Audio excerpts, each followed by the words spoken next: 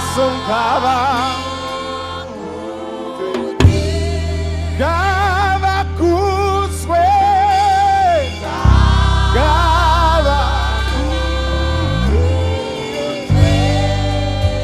isheseso pamuchijikwa wakati ngabakuzwe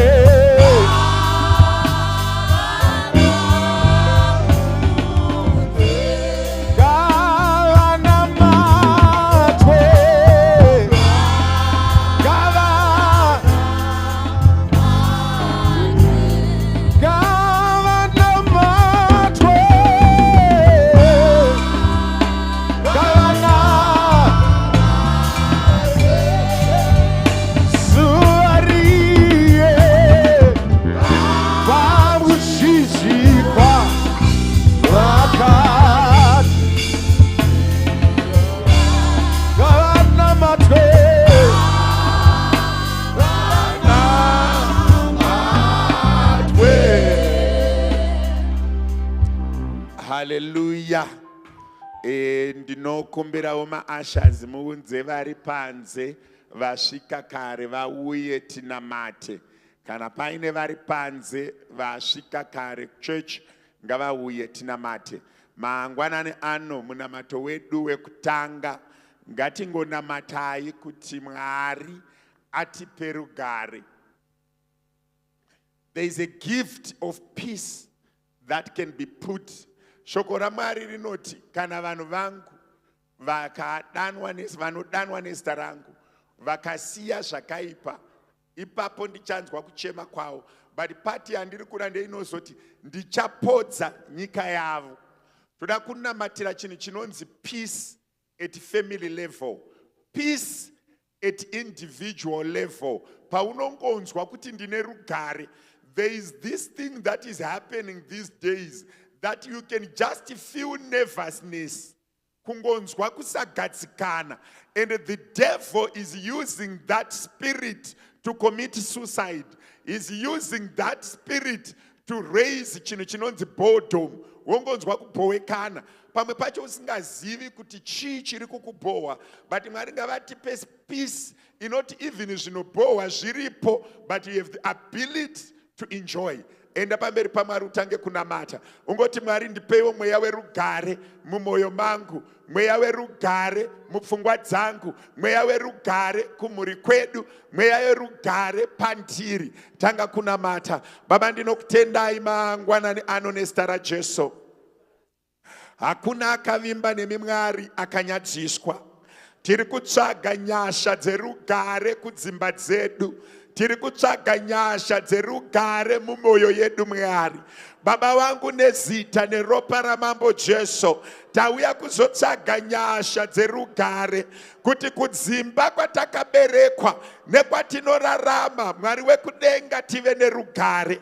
May your peace abide upon our lives. Mweya wenyasha ngauwe pamusoro pedu. Baba ndinotaura nyasha dzerugare, ndinotaura simba rerugare, ndinotaura nyasha dzerugare kuti matiri ngamuzare peace.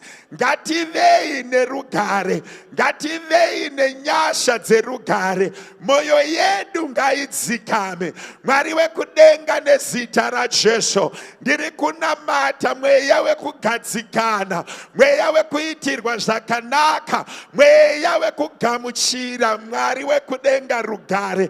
Let your peace that surpasses every understanding and every warfare take dominion upon our lives.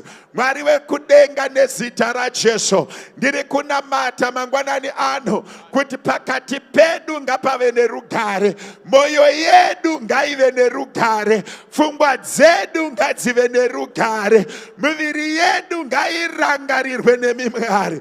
Baba ndinokutendai mangwanani ano kuti simba nenyasha ngazvibate upenyu hwedu Mwari. Baba ndiri kunamata nezita raJesu kuti pakurarama kwedu Mwari, pamazuva edu ekurarama tive nerugare, moyo yedu ngaive nerugare, moyo yedu ngaiwanirwe nyasha dzerugare. Baba, ndiri kunamata nezita raJesu, isaiwo nyasha dzerugare. Let your peace abide upon our lives. Mwari wekudenga, ndiri kutaura nyasha. Mazuva edu, Mwari wekudenga, ngawanzirwe nyasha. Pakati pedu ngapave nerugare, moyo yedu ngaive nerugare. Baba, ndinokutendai kuti muri Mwari. Mangwanani anokudzwai, mangwanani anoremekedzwai. Baba wangu, muzita nemuropa ramambo Jesu, ndiri kunyengetera kunemi Mwari nezita raJesu. Hallelujah. Turakunamata zvakare mangwanani ano. Tapinda mu second half yegore.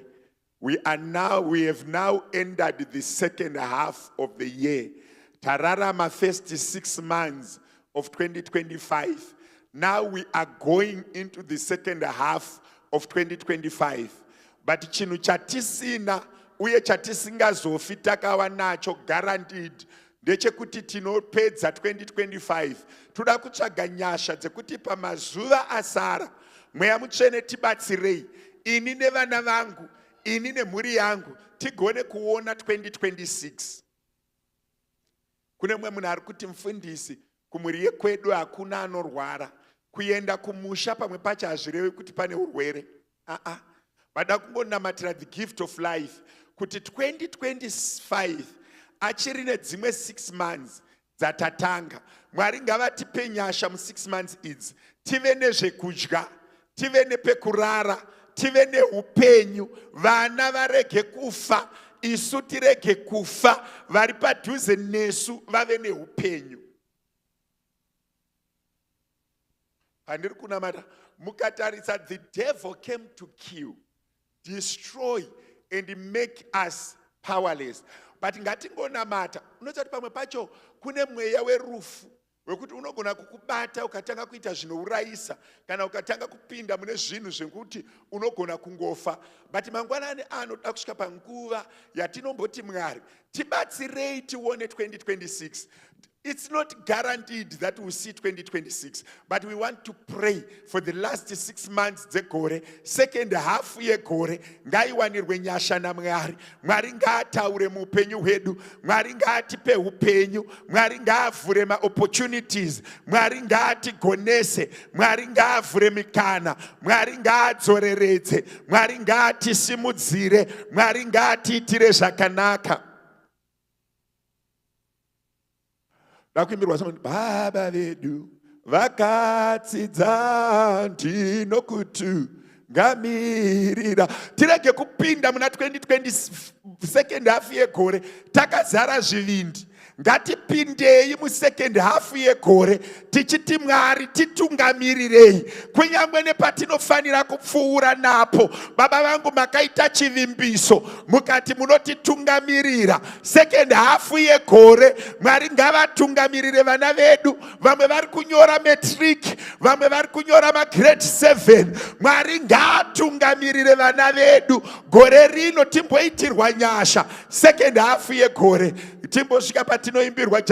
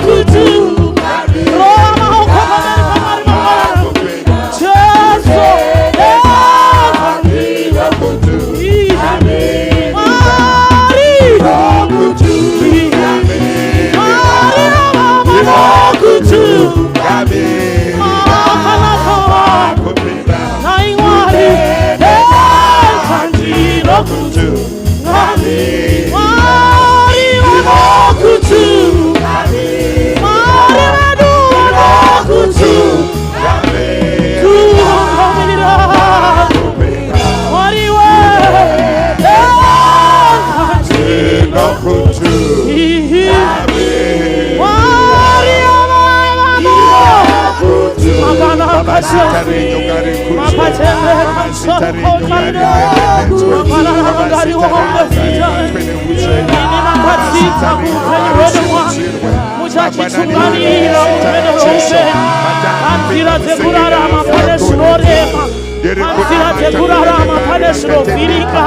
Asichinotenda kunaya manzi munochitungamirira Jesu chinotenda kune manzwi enyu Mwari makaribisa uye makatsidzira munochitungamirira Mwari wekudenga patinokomorerwa moyo yedu inofara tinotenda manzwi ekutungamirirwa nemi Mwari asinorema chichatenda pamanzwi eiye anotungamirira asingakundikani nemuzvariri wenzira mangwanana ano tinokuremekedzai Mwari makaita yenyu makatipfusha pafesti hafu yekutanga yegore chachapinda musekende hafu Mwari takutenda kune manzwi enyu mati munochitungamira Mwari mangwanana ano chichirewo nyasha chitunganirirei Jehova tungamirirei vana vedu Mwari tungamirirei Mwari wekudenga upenyu hwedu nekuti chiri choka chinoparara kana chiri choka chinokundikana mangwanana anofamba iwo nesushakare mangwanana anotungamirirei upenyu hwedu vanotungamirwa nemi Jehova avarasike havakundikane vanotungamirirwa nemi Mwari vakachengetwa mangwanana ano Mwari chichengetweyo tingireyo pahondo dzinosungudzirwa upenyu tingireyo pane zvinoremetsa zvepanyika ino zarureyo masuo emarobvamatso mvura yenyu ngainaye kuupenyu hwangu mvura yenyu ngainaye kukerekerwa mangwanana anotungamire chichirenyasha titungamirei chakanire ini nemhuri yamakandikwa Mwari ngachitungamirwe neni Mwari wekudenga zarureiwo masuo tione kunaka kwenyu Mwari zarureiwo mikana imwe yekusatitakagofunga nezvayo asi nekureva kuti mnenge machitungamirira Mwari tinosangana nayo tiitireyo zvakanaka tikwedereiwo Mwari zita renyu rikudzwe zita renyu rirevekedzwe zita renyu risimudzirwe muzita raJesu haleluya shikara pakausanda ndoda timbosvika panguva yekunamatira vana zvikuru sei mateenagers mayouth nemasunday school. There is always a challenge and there is always a temptation. Vana vedu pavanoita mayouth, vana vedu pavanoita mateenagers, nhasi tichada kuzonamatira youth vapazera rekutsvaga maspouses, vari pazera rekuengeja, vari pazera rekudevelopa makeria, vari kugadzira mabasa, vari kugadzira dzimhuri. Ipapo ndo panoda kuti mweya mutsvene avatungamirire. Nekuti pane pamwe pekuti kana vatoita decision, it's very difficult to come out of the decision.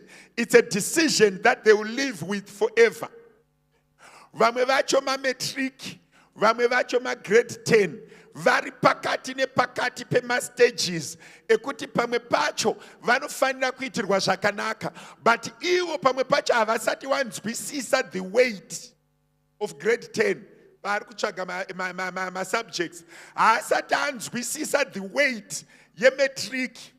Anogona kutofarira movie kudarika mabhuku ake iye ari pametric. Anogona kutorasika akatoita madrugs pagore raanofanira kunge achiita zvakanaka. Toda kumbonamatira vana kuti when they are making their decisions, may the Holy Ghost be with them. Mweya mutsvene ngaabate vana vedu. Ndaiverenga rimwe bhuku nezuro raiti mwana haatsvagi spouse kana ane 22 years. Mwana anotsvaga mukomana kana musikana aine 12 years to 15 years. That's when they develop their likes.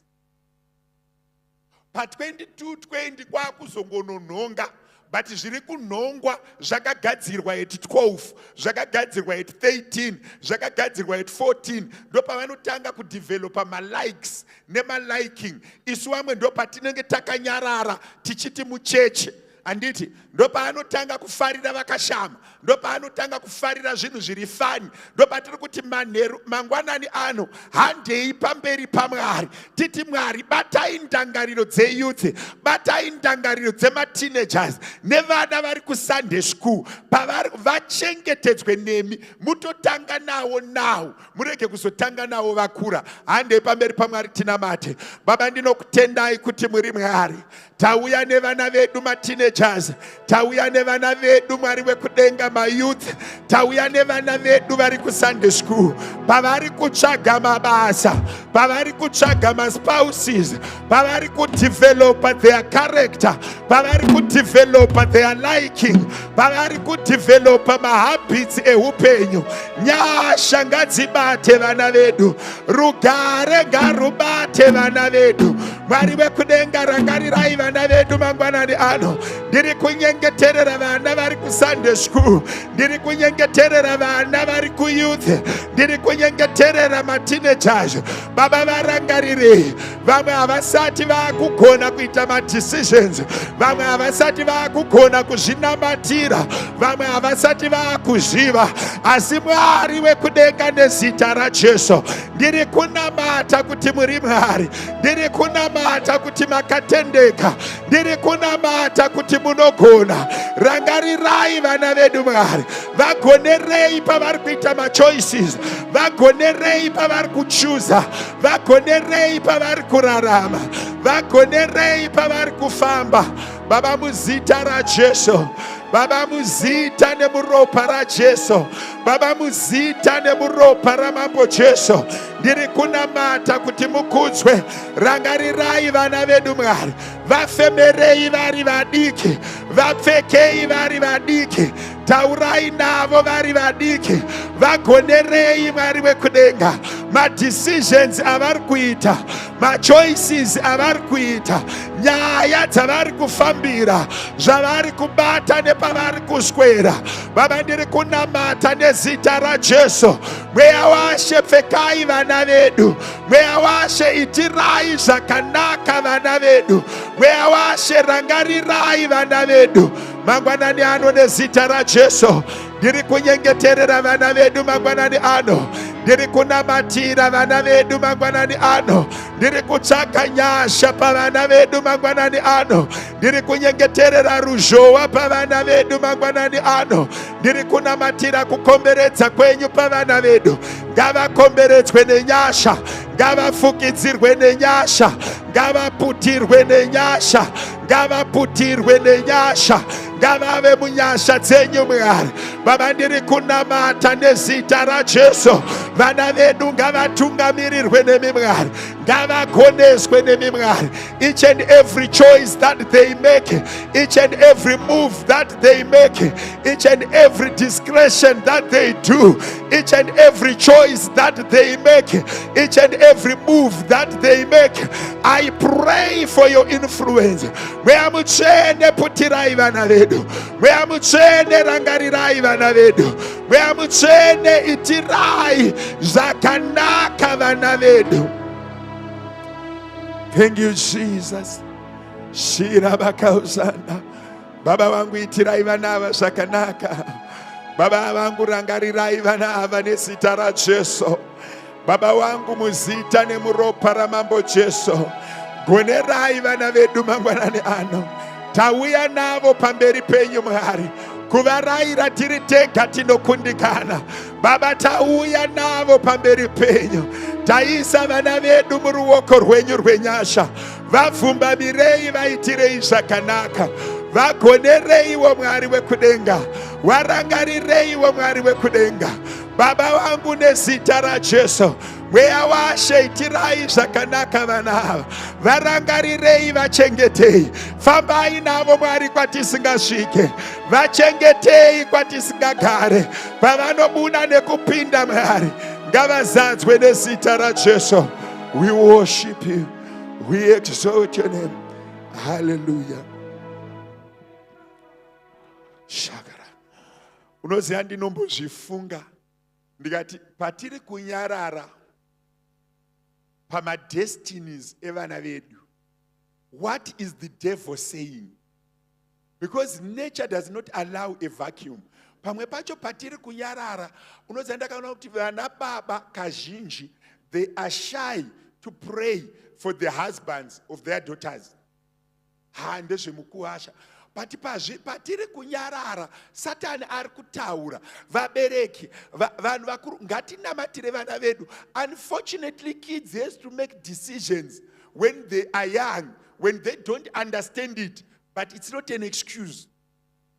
It's a decision that they are making now, and they will live by it. It's a habit that they are developing now. They should live by it. But isusu sevabereki, sevanhu vakuru, ngatinamatire vana vedu. Kungovanyengeterera so. Every day, it's a good habit to pray for your children. Very soon, they will go in a landscape where you do not have control. Ndaitaura nevamwe baba, not very long ago, I think that was in December. Vachiti, mwanangu, I have lost it all. And I said, why? He said, I've got only 2 daughters. They are all married. I can't say anything. Nothing at all. They have to make their decision. Never remember how. And they were talking, umwe wacho ari mu abusive marriage. I can't say anything. I'm praying, but I never prayed or helped them. I left them. Kushika vaita ma decisions. But now I'm powerless.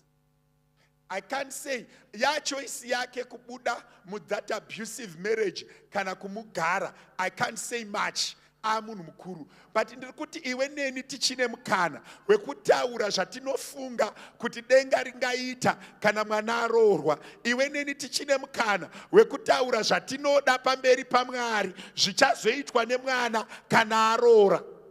Kungokumbira kuti vabereki ndinzwisisei, ngatingokumbiraiwo kuti ngaangoroorwawo nemunhu akanaka, ngaangoroorowo munhu akanaka, ngaangoshandirawo kambani isingamupe stress, ngaangotsvagawo keriya inoenderana nemastrength ake, arege kuzorarama upenyu hwekushingirira, but ararame upenyu hunoraramika.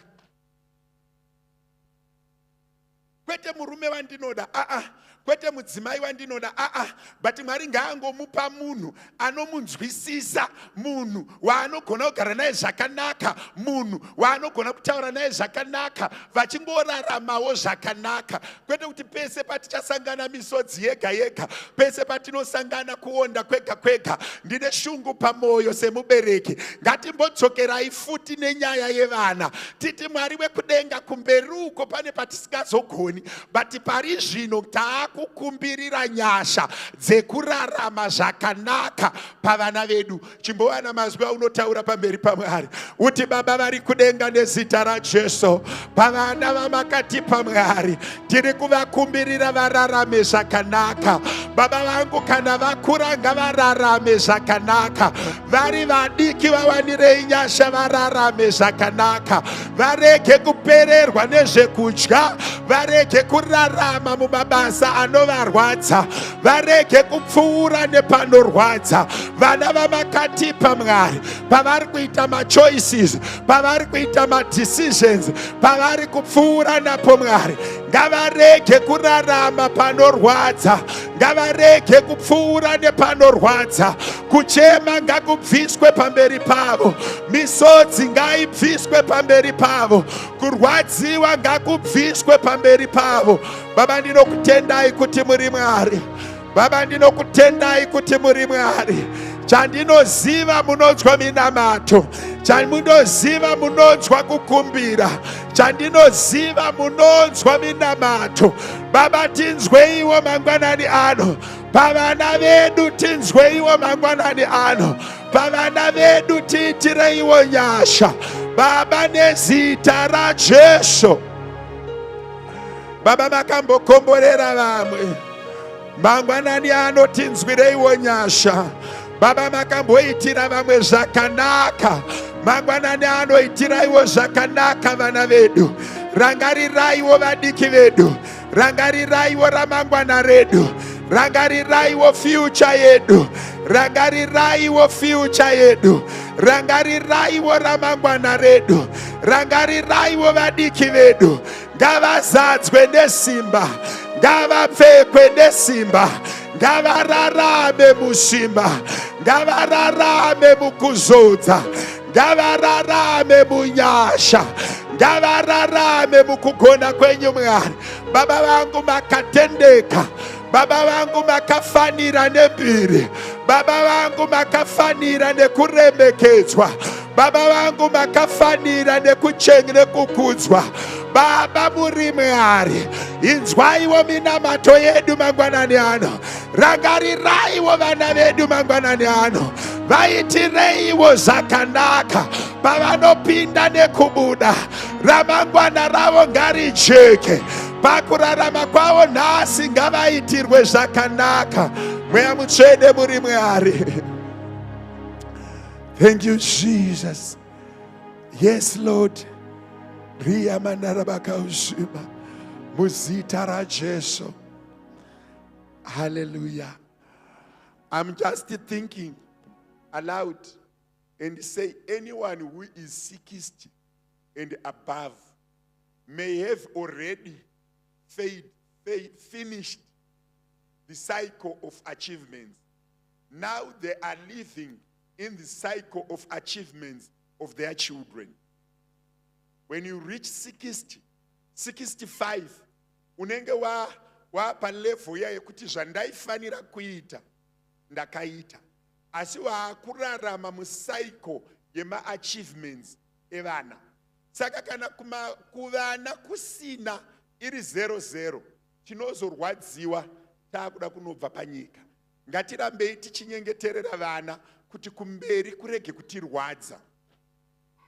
Amen and amen. Unozosvika nguva yekuti even ukati ndakaseva inini yekudya, yes wakaseva, but remember pane connection yechiri mauri, chakabuda mauri chaunoda kuti chirarame zvakanaka. Ndoda kuti namate pastor vakatungamirira tinoenderera, nhasi handisi kushumira, mama ndo achashumira, saka ndoda kutopedza dzangu dzese izvezvi. Ndoda kuti tinamate one more last prayer. Munamato waurikuda kuita ndewekuti Mwari, give me capacity to be a father. Give me capacity to be a mother. Vamwe vedu vakutosvika palevel yekuti vaakupinda museason yevakuvasha, vaakupinda museason yevaroora. It's a season. Vamwe tiri paseason yekubereka, vamwe tiri paseason yekurera, vamwe vaamuseason yevakuvasha. Mwari ngaakupe nyasha dzekunzwisisa mukuvasha nekunzwisisa muroora kuti zviraramike. Ndakaona kuti kwedu kurudzi rwedu takapiwa nyasha dzekuti tinoda varoora, tinoda vakuvasha, asi hatigoni kurarama navo. Hatigoni. Unonyatsoona kuti apa tinozodziwana here nyasha dzekunzwisisa kuudza mwana wako kuti apa ita zvakanaka ndiori wrong. Kana techingoti wandabereka ndiye right. But the sad thing is, vamwe vachauya kuzoita varoora venyu havana vabereki, iwe ndiwe mubereki wacho. Vamwe vachaita vakuvasha venyu havatorina vabereki.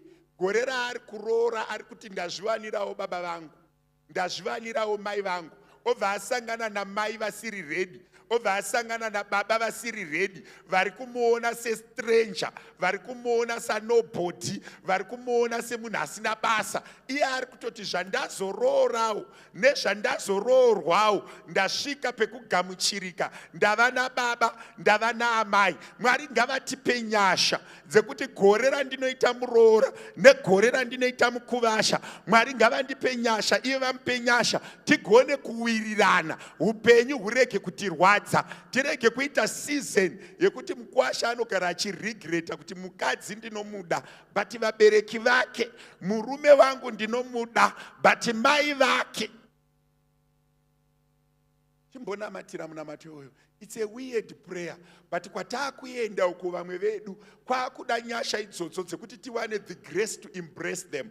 kuti mukuwasha akauya pamba ati ndasvika kumba, muroora akauya kumba ati ndasvika kumba, ati panapa ndawana mubereki, panapa ndawana mai. Chimbonamata even uchiri padiki, vasati varoorwa vakuda kuroorwa nekuroora vasikana, namata kuti vamwene vangu ngavanondiitira zvakanaka, ambuya vangu ngavanondigamuchirawo, vatezvara vangu ngavanondigamuchirawo. Ndigamuchirike, tive neukama, tirege kuva vanhu vanorwa. Chimbonamata Baba wekudenga nezita raJesu.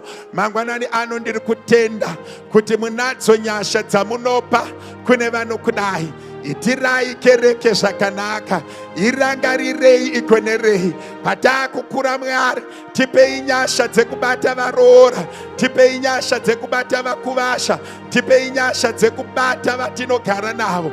Mwari wekudenga, tizadzwe nesimba rekugamuchira varoora, simba rekugamuchira vakuvasha, simba rekugona kubata mhuri zvakanaka, kuti nyasha dzenyu Mwari dzitibatsire semhuri. Tirarame takazara nekuwirirana, tirarame takazara nerugare.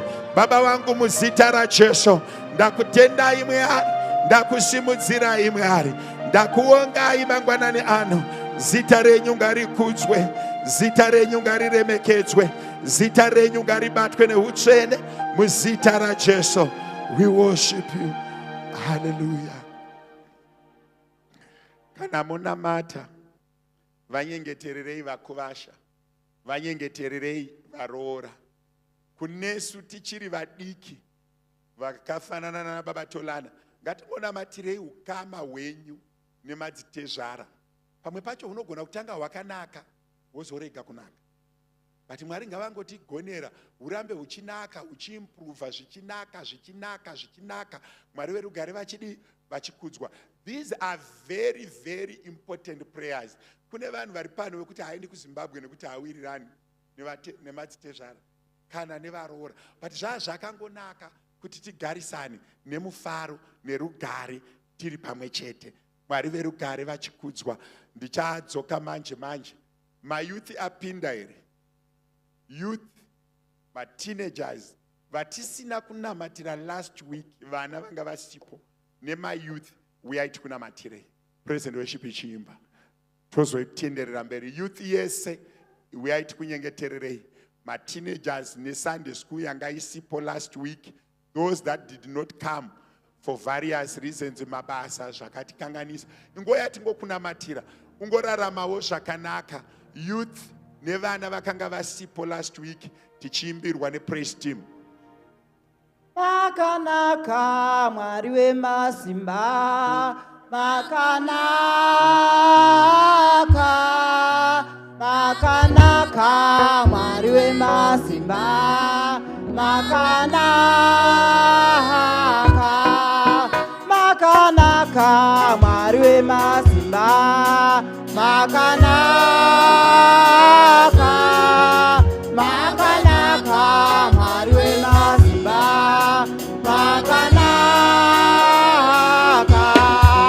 Ngana matwe Mwari wemasimba, ngana matwe, ngana matwe Mwari wemasimba, ngana matwe, ngana matwe Mwari wemasimba, ngana matwe, ngana matwe Mwari wemasimba, ngana matwe.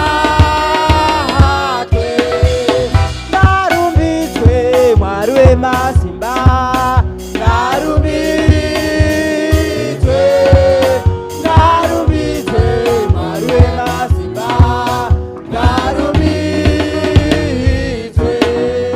Tonamata Mwari wemasimba, tonamata,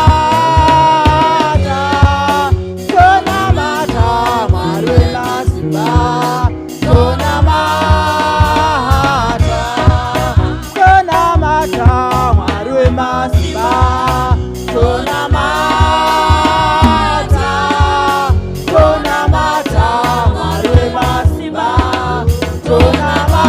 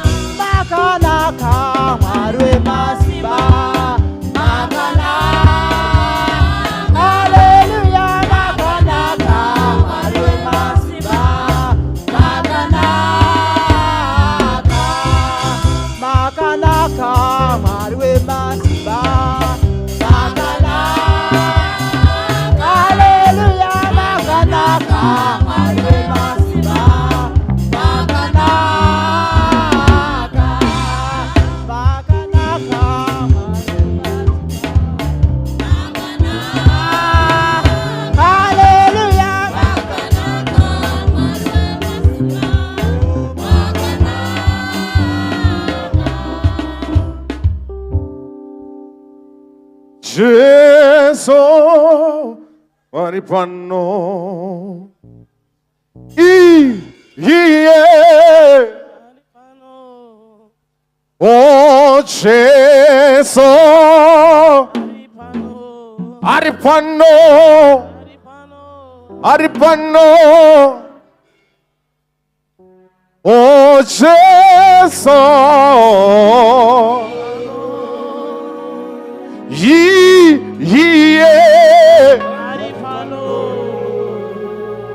Jesus, ari pano. Ari pano. Jamuona Jesu. Shira bakusakara. Jesu. Ari pano. Ari pano. Jesu. Siduza mapofu yu musharu kwawe kare kare. Ari pano. Ari pano.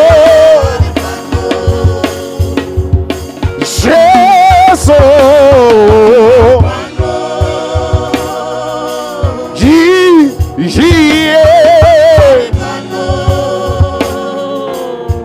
Jesus, ari pano. Ari pano. Tamu na Jesu. Jesu. Jesu. Ari pano. Ari pano. Anorapa anorwara. Anosiduza mapofu yu musharu kwawe kare kare. Ari pano. Ari pano. Jesu.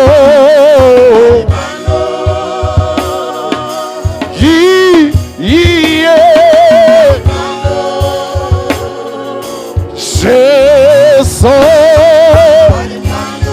ari pano. Ari pano. Tamu na Jesu.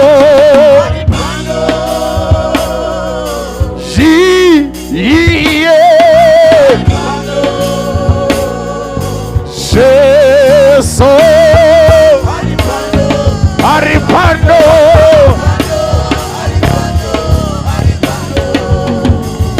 Ano pavana ari pano.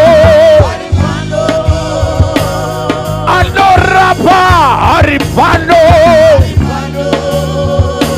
Ano simusa ari pano. Ari pano.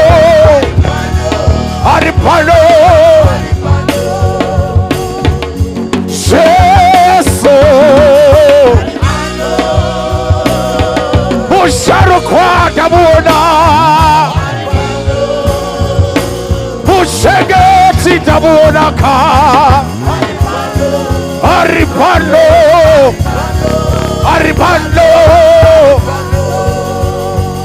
Oh Jesu.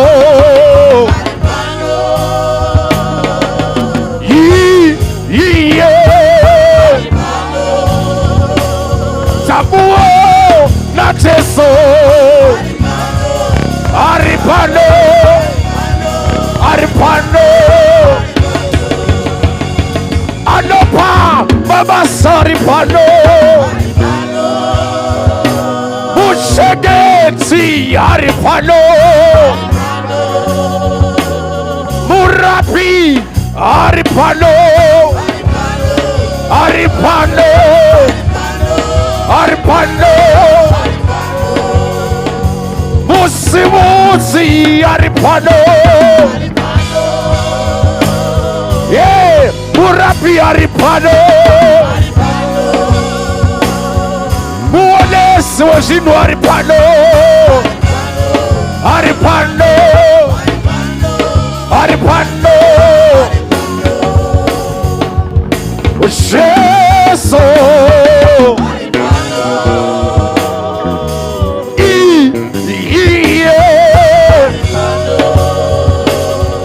O Jesu. Ari pano. Ari pano. Murabi ndamuona. Musimusi ndamuona. Muchegeti ari pano. Ari pano. Ari pano. Ye Jesu. Jesu. Jesu. Ari pano. Ari pano. Ye Jesu.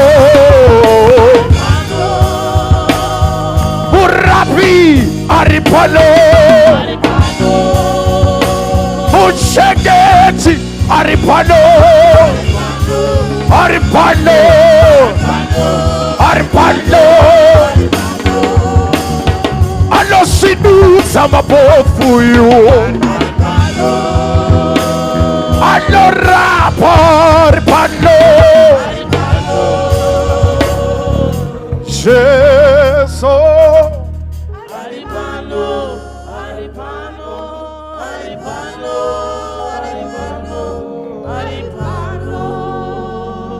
Hallelujah.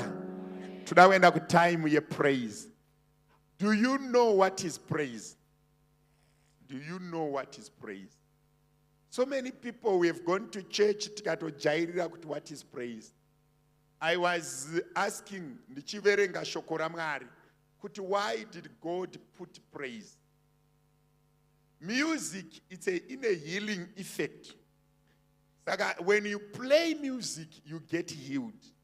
It encourages you. And why do we praise the Lord? When we praise him, that's where his presence stays. Saka munhu wese anofanira kuwanawo nguva yaanombofarira Mwari. David akanga akanzvinzwisisa kuti ndiri munhu mukuru, but kana ndaapamberi paMwari handisisiriwo munhu mukuru. Ndiri munhu mukuru kune vamwe, but pamberi paMwari handisi munhu mukuru. Saka patiri kumbotamba nekuimba apa, chimbosunungukawo.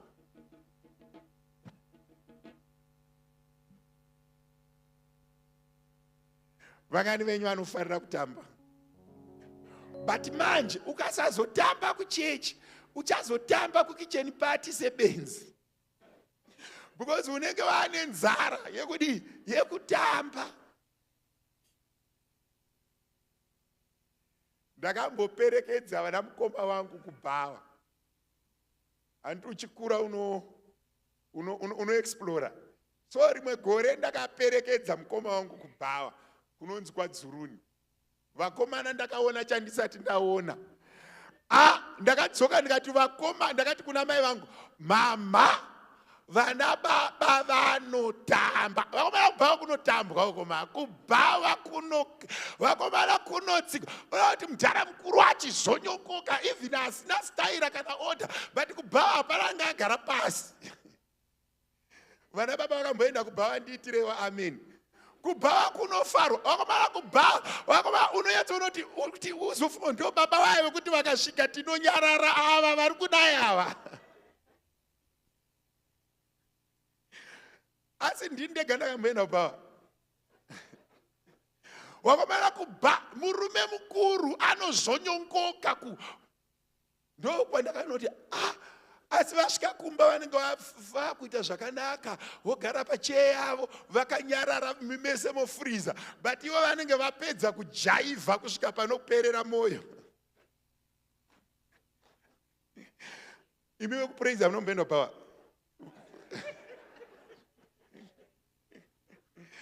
hazvizoiti kupupura papulpiti, but inini ndakamboenda kubhawa ndikaona varume vachijaivha. Ndopandakanyatsoona kuti kune vamwe vanotoenda kubhawa kwete kuti ada unomwa, kungonotamba. Vana vagondwe hamunombopfuura neko.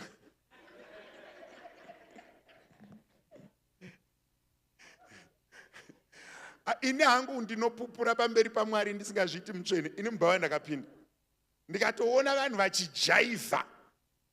The last time yandakapinda mubhawa ndaenda kuBible College.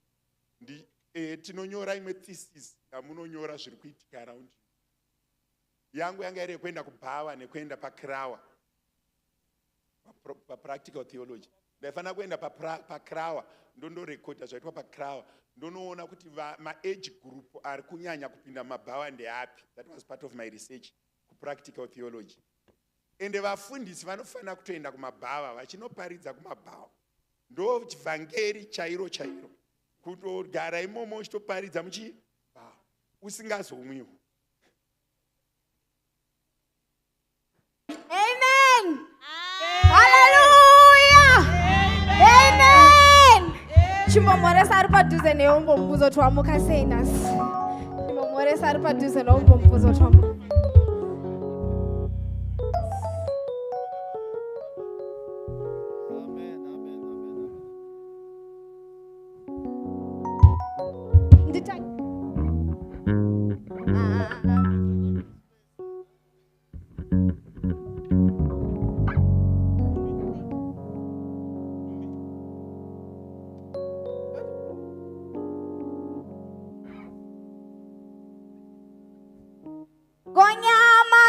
Juda wangobu satane masibiga kuwe songo changu bani konyama ga Juda wangobu satane masibiga kuwe songo changu songo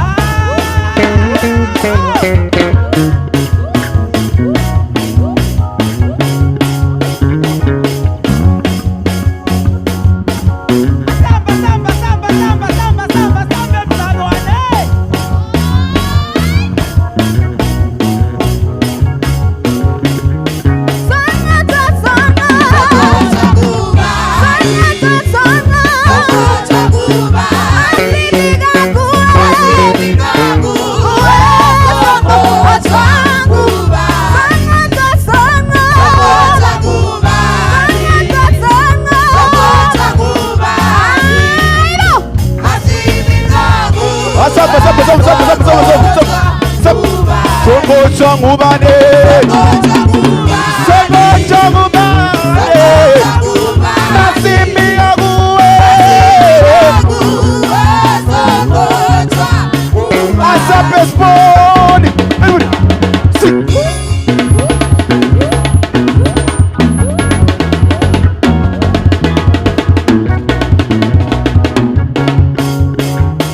Songoja ngubane.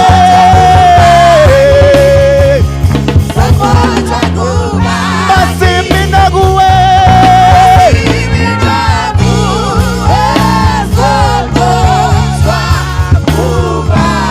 Songoja ngubane. Songoja ngubane. Nasimi nakuwe Jesu.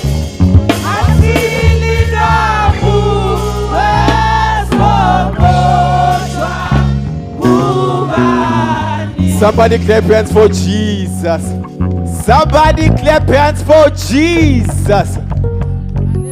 Hallelujah. Hallelujah. Inangu nasithi nemfaro kawenzerwa. Amen iwewe. Hallelujah.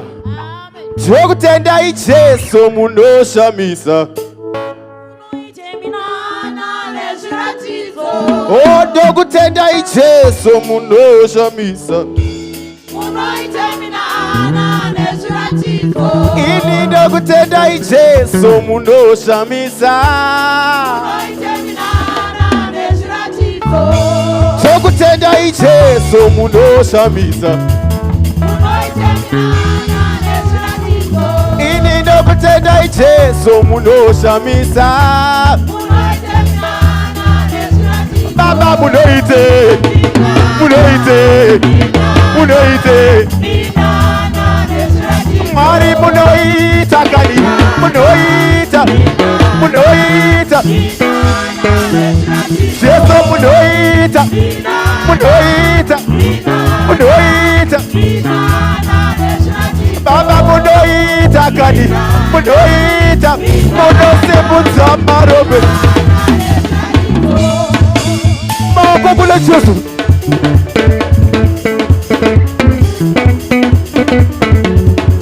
I can see you, I can see you. Somebody put your hands together for Jesus.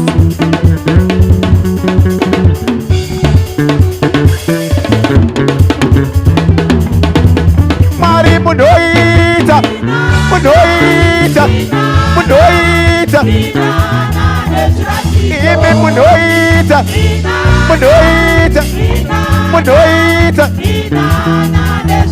Baba munoita kadi, munoita mariwe, munoita. Attitude.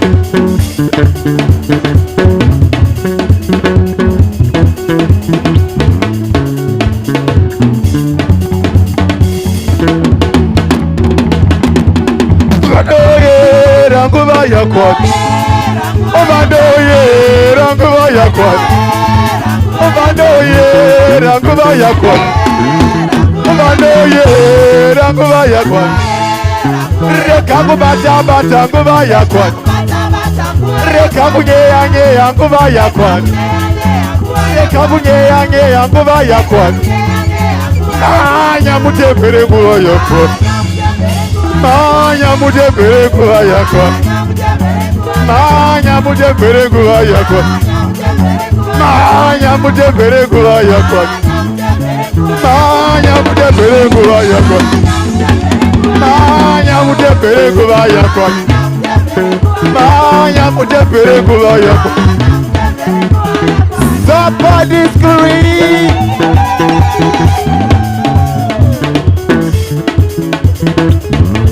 Murigore. She go jump at you.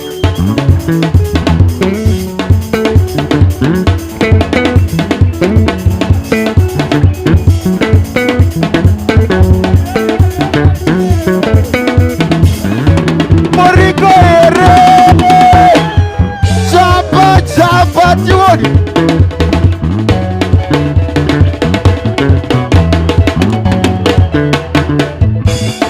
What do you think?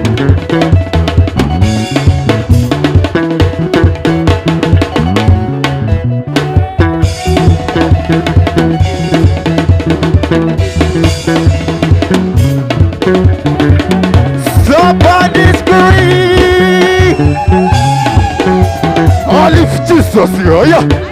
Jesus, higher. Lift Jesus, higher. Jesus, higher. Lift Jesus, higher. Jesus, higher. Lift Jesus, higher. Jesus, higher. Lift Jesus, higher. Jesus, higher. Lift Jesus, higher. Jesus, higher. Whip, whip.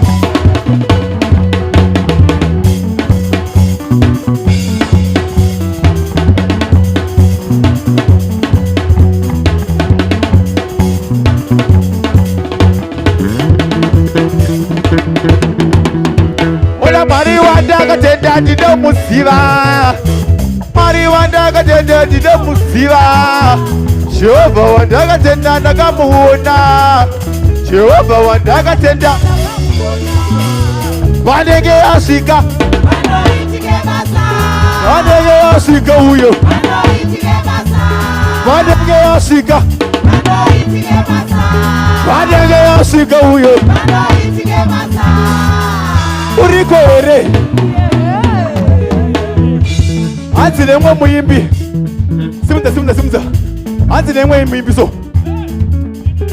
Kufamba kwako ngakuve maridzo yakanaka Zvinodiwa na baba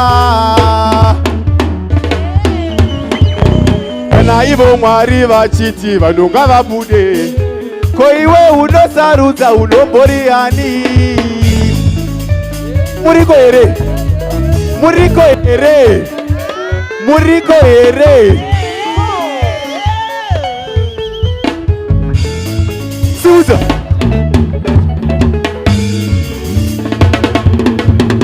Ode tuone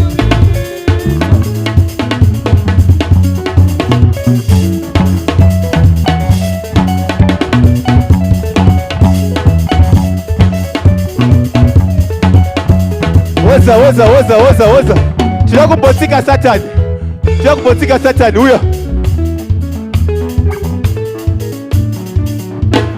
Mayuthi pinda mkati Mayuthi pinda mkati Mayuthi pinda mkati Mayuthi kati pinda mkati Mayuthi pinda mkati Mayuthi pinda mkati Arime tatuma na baba Isu tatuma na baba Mana mama tatuma na baba Isu tatuma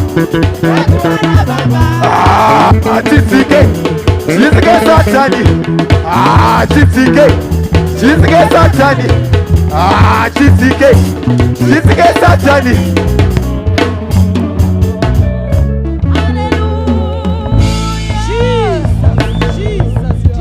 Are you here? Yes. Are you here? Chaka cha unongo bata mongoso. Go chaka cha unongo bata mongoso. Just 2 minutes. Joshua cha unongo bata mongoso. Ovangoti. Chishami so chikaitika amawe pasirindo. Amai Maria, amai va Jesu, amai ma Katarina. Jogo pina mukiro. Wanigo Jesu amuna. You are not happy today. You are not happy today. One more time. Shami so chikaitika amawe pasirindo. Amai Maria, amai Jesu, amai ma Katarina. Jogo pina mukiro. Wanigo Jesu amuna. Soiba majira tete. Soiba majira tete. Soiba majira tete. Jesu akamuka. Soiba majira tete. Soiba majira tete. Soiba majira tete kani. Jesu akamuka. Soiba majira tete. Majira tete kani. Majira tete. Jesu akamuka. Somebody scream.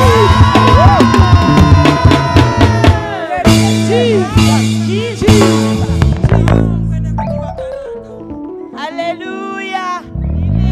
Hallelujah. It's for Faro program yakatire. I'm Hallelujah, hallelujah. Amen. Ngatifarirei mambo Jesu Kristu. Vaita kuti tive pano tichifara zvatiri kuita izvi. Muzita raJesu, hallelujah. Amen. Amen. Nevafudzi vepanguva yedu vatakaziva tikatenda mavari. Ngatifarirei baba namama muzita nemuropa ramambo Jesu. Hallelujah. Amen. Praise and worship ngatora nje.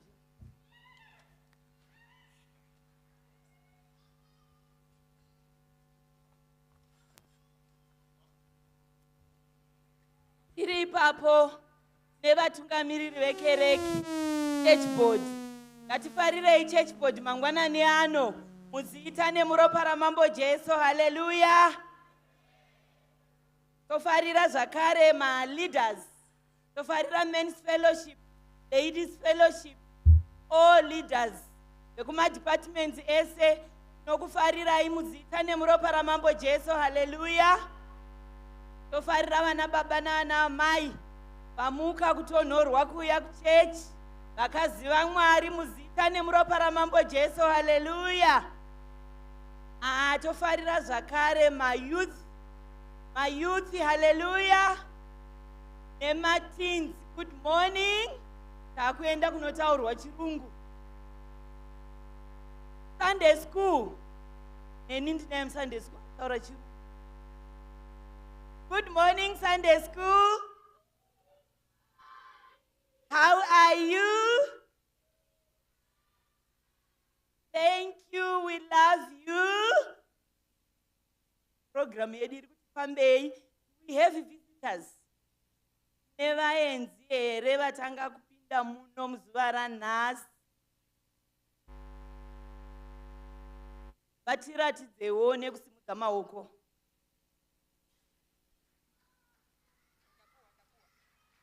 Vaenzi vedu tokumbirawo muye kumberi. Kwazisei zvakasarudzika.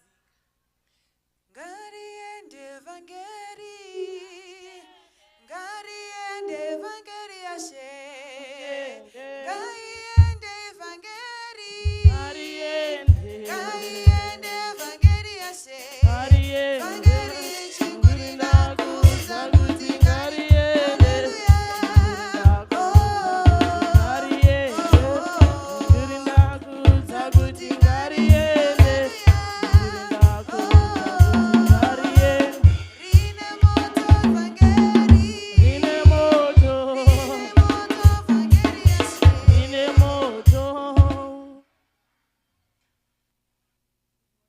Yes. Say.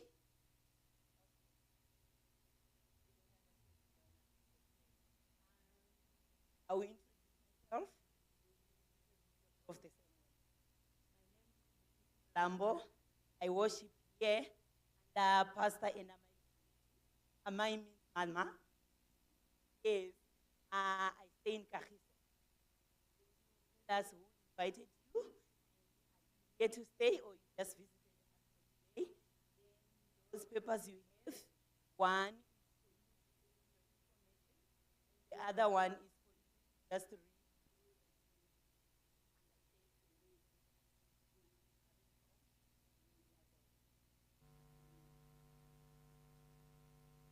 Morning, everyone. My name.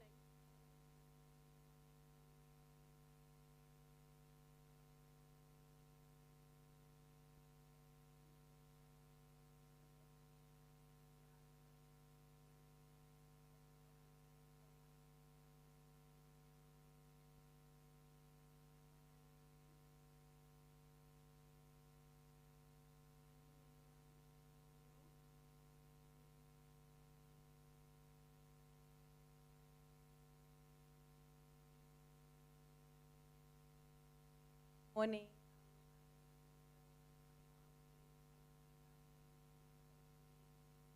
No, because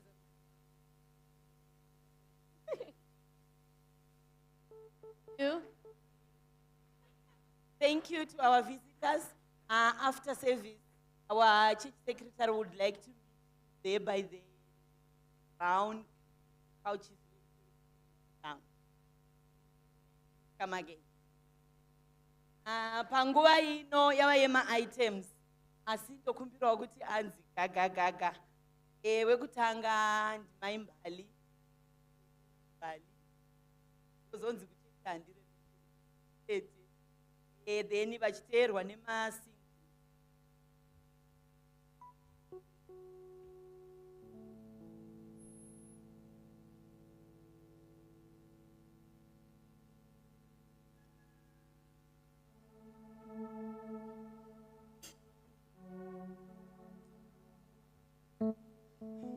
Amen. Guia-me,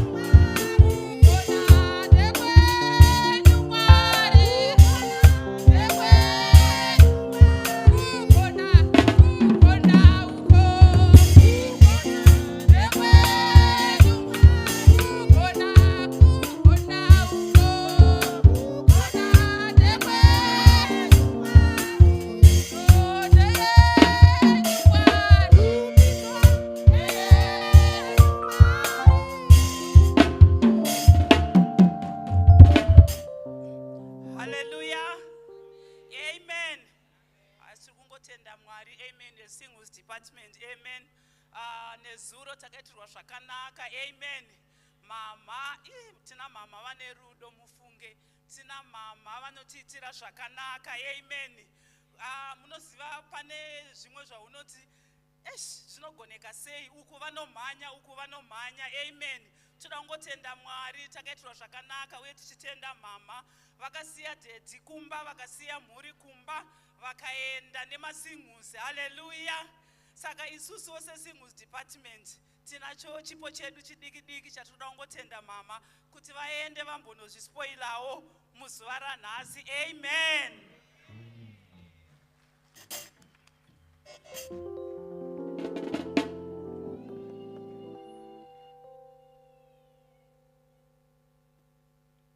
Hallelujah.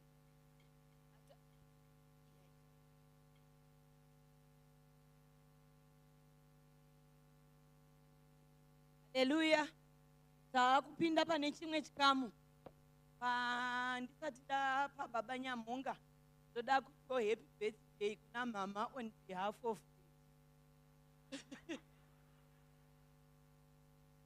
anditi baba vakamboitawo administrator mama.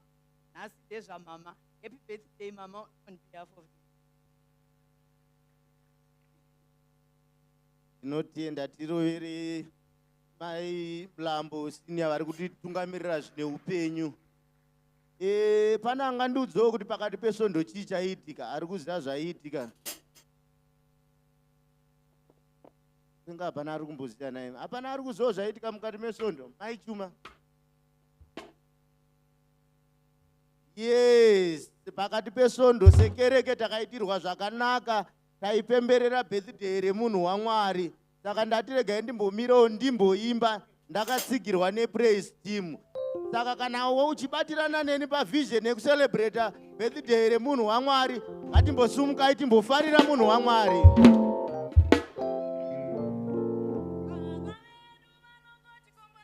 Aiwe Baba wedu vanongotikomborera maiwe, Pastor Chirichi vanongotikomborera maiwe, Mufundisi munongotikomborera maiwe, Baba wedu munongotikomborera maiwe, munongotikomborera maiwe, vanongotikomborera, vanongotikomborera, vanongotikomborera maiwe, vanongotikomborera, vanongotikomborera, vanongotikomborera.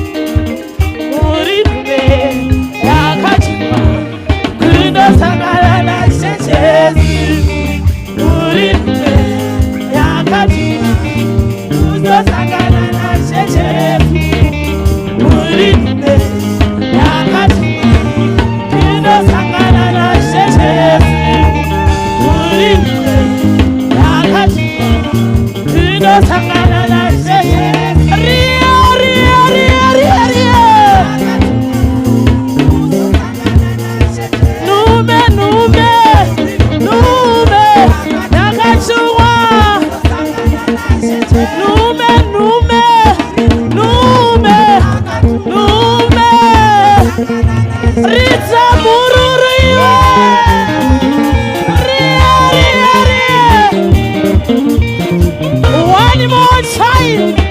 Varira Buddhist. Vana baba uyai, vana baba vese mboya chimotambira munhu waMwari. Vana baba chete, vana baba chete mboyai. Vana baba chete, vana baba chete, vana baba chete, vana baba chete.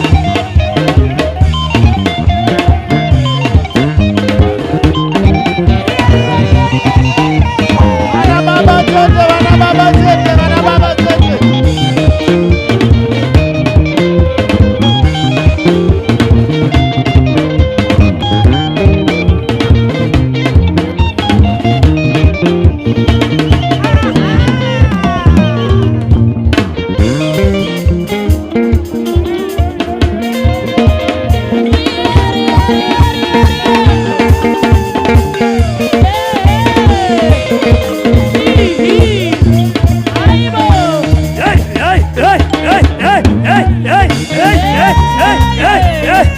Happy birthday to you, Teddy. Happy birthday to you, Teddy. Happy birthday to you, Teddy. Happy birthday to you, Teddy. Happy birthday to you, Teddy. Happy birthday to you. It's a merry.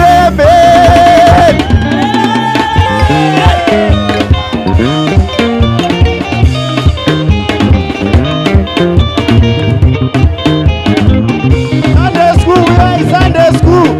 Sunday school, we are in Sunday school. Sunday school, yes, yes.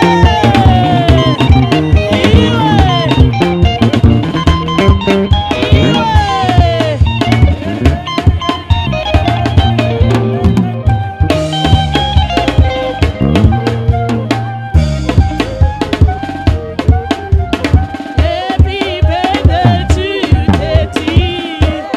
Birthday to you, Teddy. Birthday to you, Teddy. Birthday to you, Teddy. La la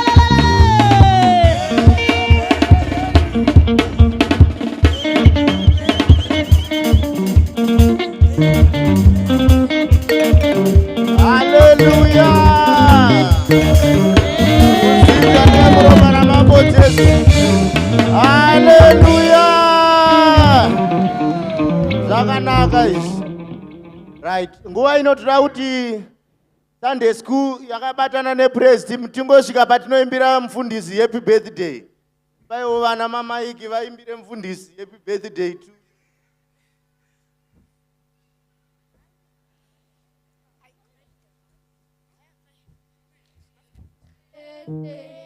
To you, happy birthday to you. Your way.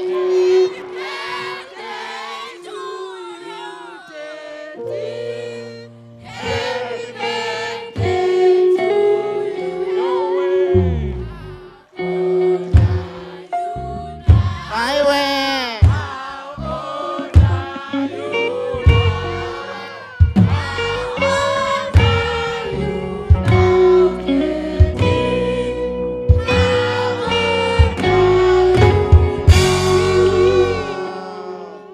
Hip, hip. Hip, hip. Yes, yeah. Sunday school, you can go to the back so that we can go to the next item. Right. Regai tisvike pane chimwe chikamu. Marida.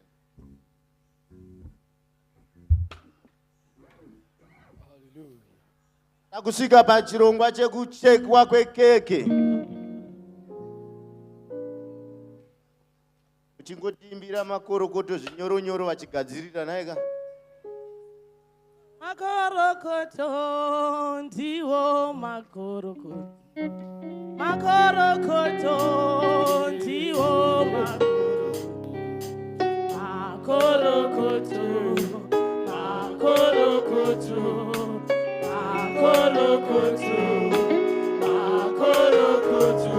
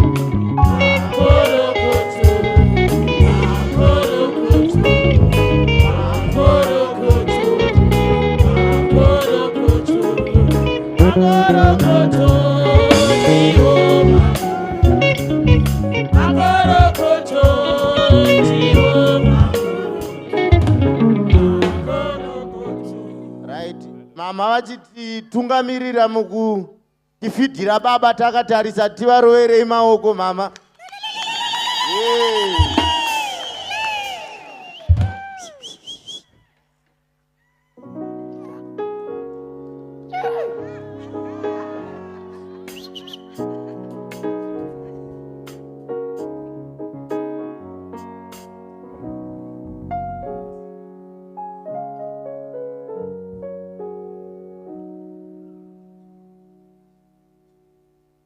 Hanzi tinodzidza nenzira dzakasiyana, dzimwe tinoudzwa, dzimwe tinoona, saka nhasi regai timbodzidza nekuona.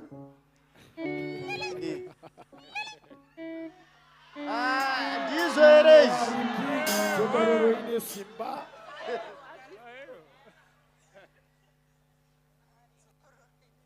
Hanzi hazvisiri.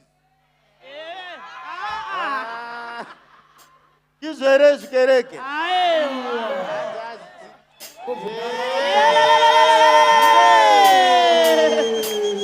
Hallelujah. Yes. Tiri papo. Rega tingotora uno mukwana.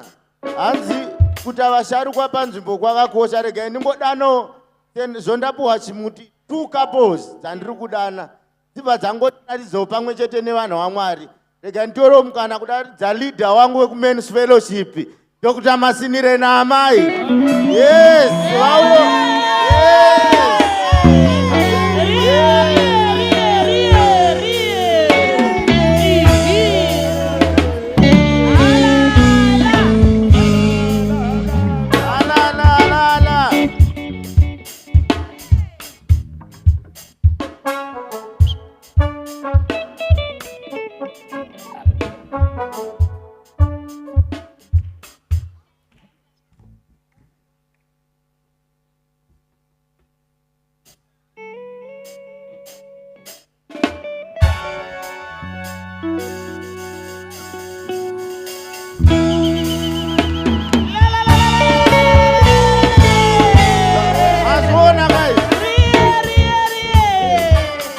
Yes.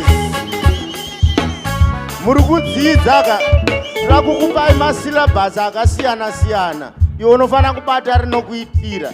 Rega ndoro unomukana kudedza vakuru vacho vezverudo vatiratidze kuti zvinomboitwa sei. Kaposi leader uyai mutiratidze.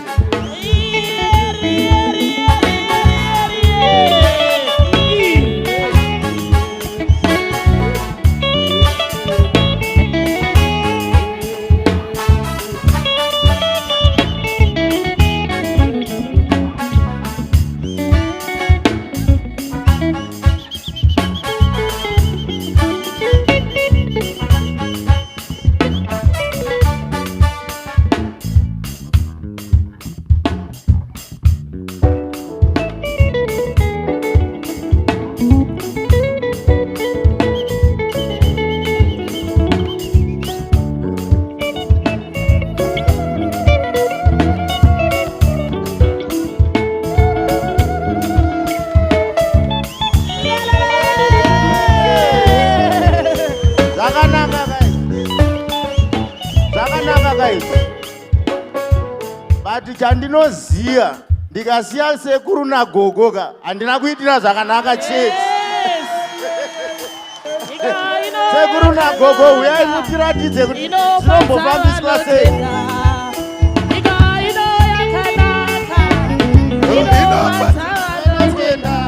Mwari wangu ndipewo rudo mambo nekuti zvose ndezvenyu.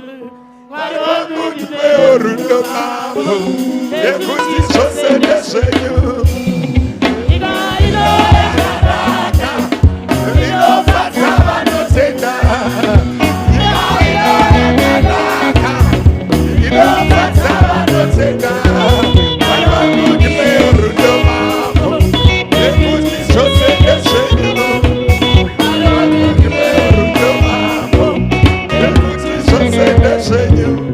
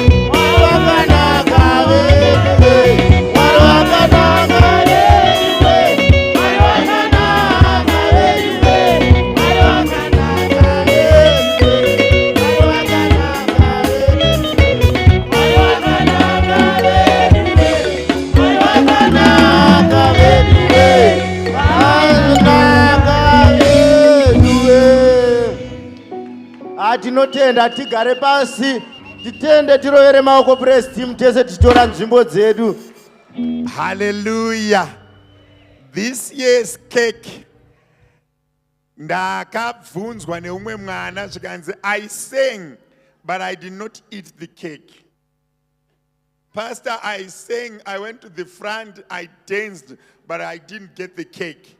So through the power invested in me as the birthday boy, this cake ngariende ku Sunday school for only this year, so that they celebrate and they eat the cake. May it be ushered straight to the Sunday school. Vari ku Sunday school, mova manori enjoy Sunday school wae. Hallelujah, Sunday school. Right, aiwa zvakatinakira. Nesuwo ndiri kuzevezerwa nana mama kuti hanzi musazobuda kusina kudya keke. Munhu wese there is a piece yaunofana kuenda wadya. Saka ma celebration asati apera, keke harisati rapera, but iye zvino tine imwe stage yatakuda kuti tiende. Saka regai nditore nguva ino nekuisira kuna amai mugando vagoti usher into our next program of the day. Muzita raJesu tivarovere maoko. Hallelujah! Hallelujah! Aiwa Sunday school nhasi iri pari right. Vagara vanga vane rimwe keki vakuwedzerwa pamusoro perimwe. Aiwa ngatiomberere maoko Mwari ava vanhu we. Nhasi muchadya makeke kusaidi ikoko.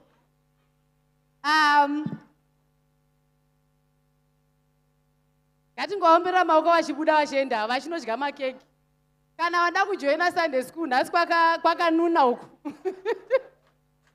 Donga wade 5 makekes iko kuchete uku. Kufara mimba yaMwari.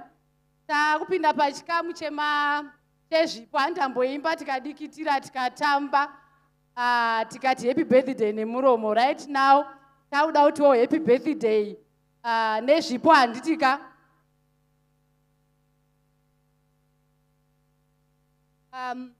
Nhasi tiri kutanga neThe Jiriji family. Ngatiomberewo maoko. The Jiriji family ichiuya. After Jiriji family tichaterwa nechurch board. Ngatiomberere maoko. The Jiriji family. vari kuuya in numbers, vamwe vari kubva from the left wing, vamwe right, vamwe pacenter. Ngatiomberere maoko mhuri.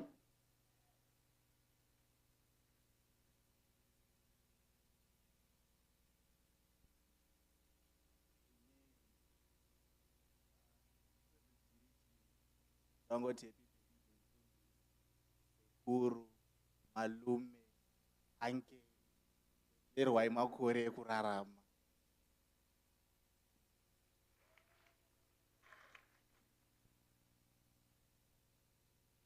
Okay, thank you so much. Church board. After church board, ladies board muchigadzirira. Amen. So, Baba.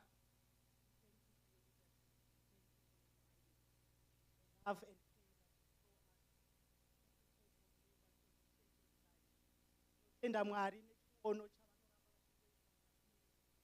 chavanoramba kuti Jehovha wamasimba wose varambe vachikuwedzai, varambe vachikugonesai pamuri kumhange vatarirwa nacho, varambe vachingowedzera. Toda kungotenda nechipo chedu ichi. Tendai nemhuri mumbonofara. Enjoy the fruit of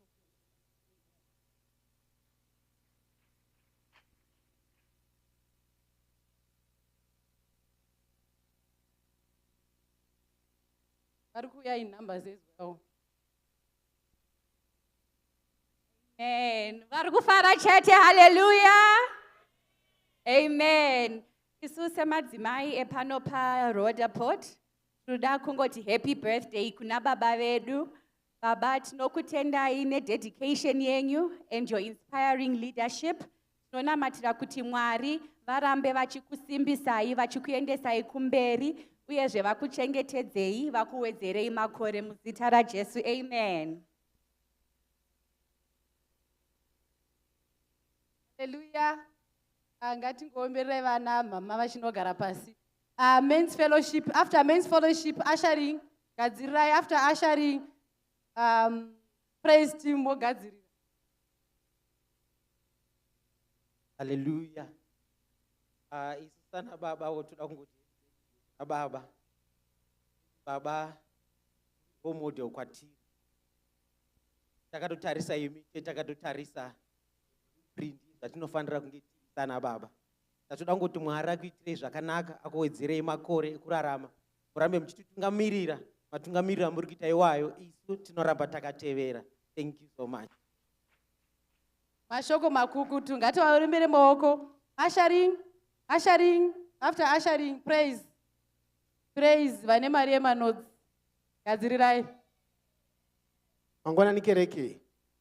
Isu se-ushering, tinoda kuti baba tinotenda Mwari nokuva nemi pakati pedu. Se-ushering, taramba tichishanda mukati memba yaMwari.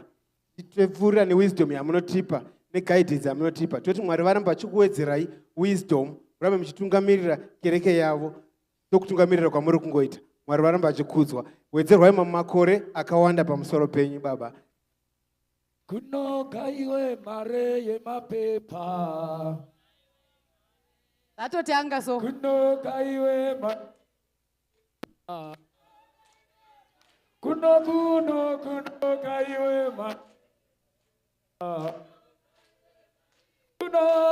kunogaiwe mare yemapepa. Kunogaiwe mare yemapepa. Praise team, kunogaiwe mare yemapepa.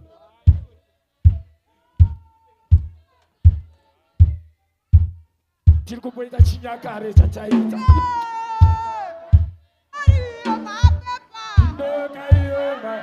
Praise team, kunogaiwe mare yemapepa. Kunogaiwa Mari. Praise team, kunogaiwe mare yemapepa. Kunogaiwa Mari. Kunogaiwa Mari. Hallelujah. Aiwa. Happy day to baba. Tinokutendai vanotiitira zvakanaka. Kuona takamira kudai. Basa. Iri kugura-gura. Tinotenda zvikuru nesapoti yaanotipa nekurudziro yaanotipa. Isu sevaimbi ndiri kuti happy birthday to you baba, muwe nezuva rakanaka. Thank you so much. Kaombere maoko. Iwe mare, Endai munogaisa yakawanisa please. Cleaning department muchiuya.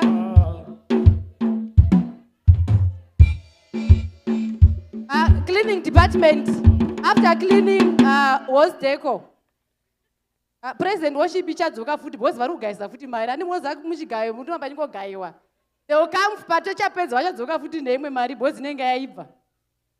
Ngatiomberei cleaning ichiuya. Cleaning house deco muchigadzira. After house deco masingus muchigadzirira.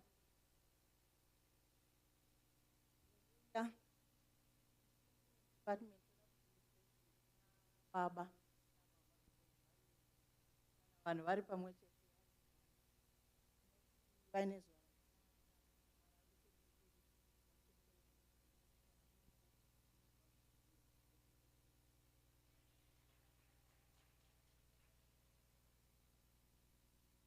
Hallelujah, ngativaomberere maoko.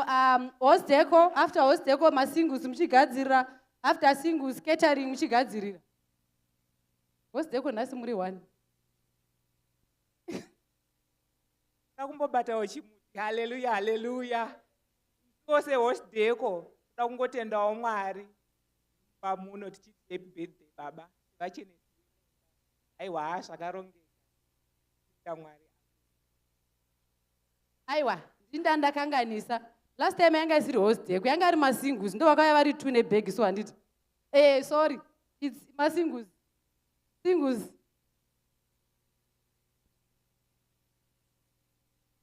Singles. Beg, nasa ona beg.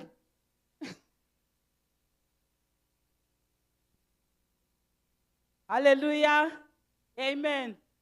I'd like to say happy birthday to Pastor, our mentor, our teacher, our father. Amen. Vanotitira zvakanaka baba. Amen. Kusema ofara nekuti vanotidzidzisa and hanzi last week vakati vari kuchatisa ane 58 years. Ndakaona mukwasha wangu achitamba masteps. Ndakaona kuti aiwa zviri kumba kwedu. Amen.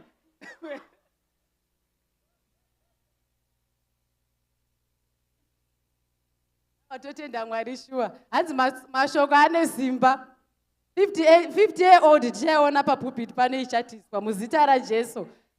Catering, after catering, media team muchiuya. After media team, North of Wondekers. Catering and media team.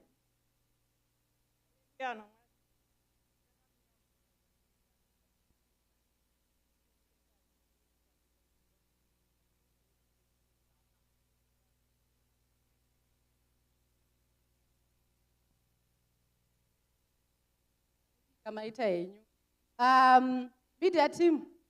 Ngatiomberere vana vedu vachiuya.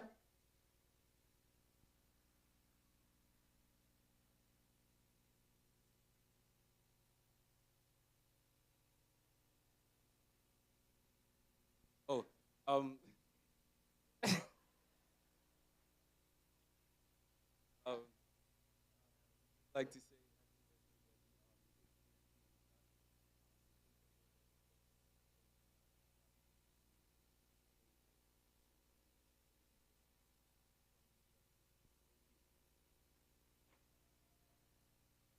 Nzira dzinosiyana zvadzo but so long chapinda chete handiti. North of Wondekers. After North of Wondekers ana amabhera muchigadzirira, then youth muchigadzirira, teens muchigadzirira, then Sunday school muchigadzirirawo. So North of Wondekers. Thank you, host. Amen, church. Indakamiro North of Wondekers. Nongoda kuti cherish you very much. Appreciate your involvement in North of Wondekers. May God increase your territory. May your life ahead be increased. Mwari vakuitirei zvakanaka, vakuwedzerei zvishuwo zvese zvemwoyo wenyu. Happy birthday.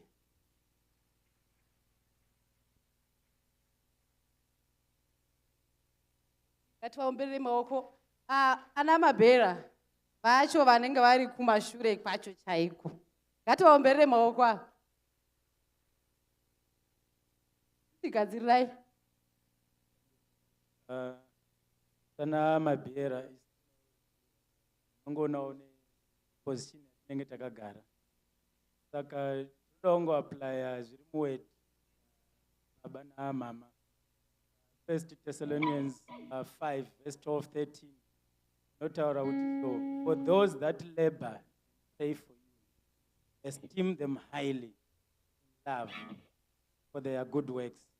Saka tinotenda kuti basa ramunoita muchitinamatira, musingarari, muchidera mafoni. Toda kuapply zvakare number 6 verse 24, 25, 26. Not may the good Lord continue to bless you. May the good Lord keep you.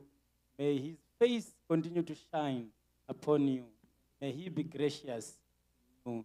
Nokutenda ine basa ramunotiitira nerudo ramunotiratidza nazviita henyu. Happy birthday. Mashoko makukutu. Youth, after youth, Martins, Gadzirai, after Martins, Sunday school. Youth. Vacho vanojamba vari ku. Youth waye. Youth waye.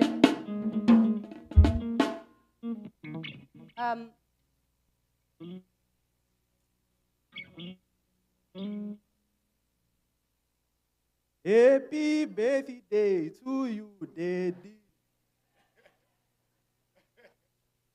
On behalf of the youth, I would like to thank you for the lessons. Wonderful.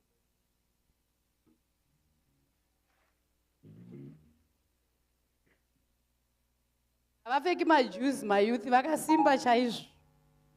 Ngatiomberei maoko vachienda. Martins. Teens are coming in numbers. Ngatiomberei vana vedu vachiuya.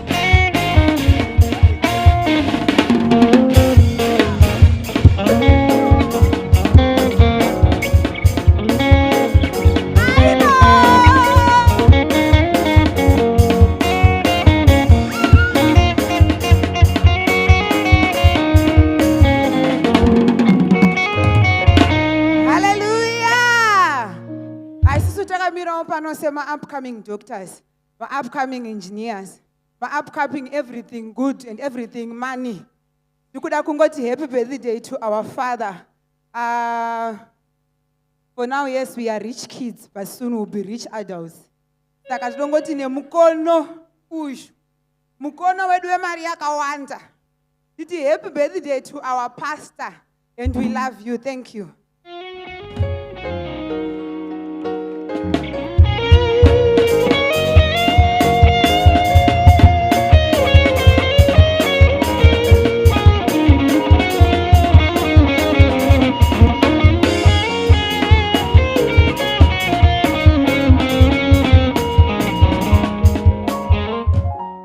Ngativaombere maoko. Ndambozama kamakadhi akamboitwa so ndikana kuti ndozorozvitova maku hazvibundiba. Sunday school. Sunday school. Vana vedu vanoimba. Vari kudya keke.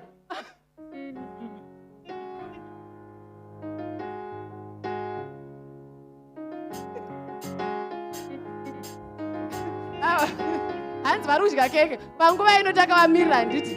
Tamboti vari kugaisa mari chingouyai mungombo handi mari yenyu yaibva futi. Chimbonzai zvishoma. Sunday school takamirira Sunday school ichiuya.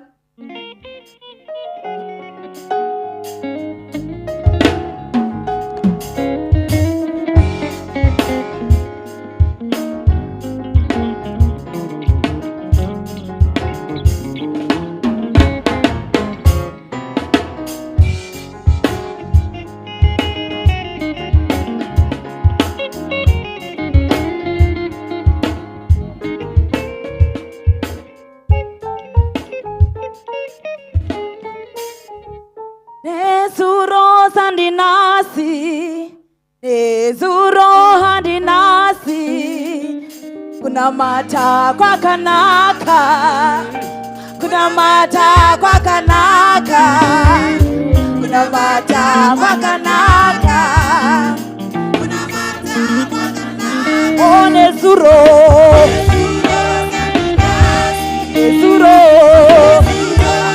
ani vana mai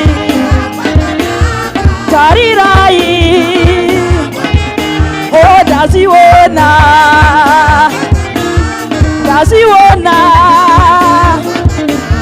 nezuro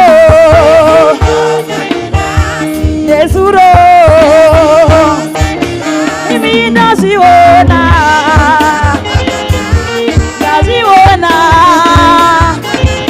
oh daziona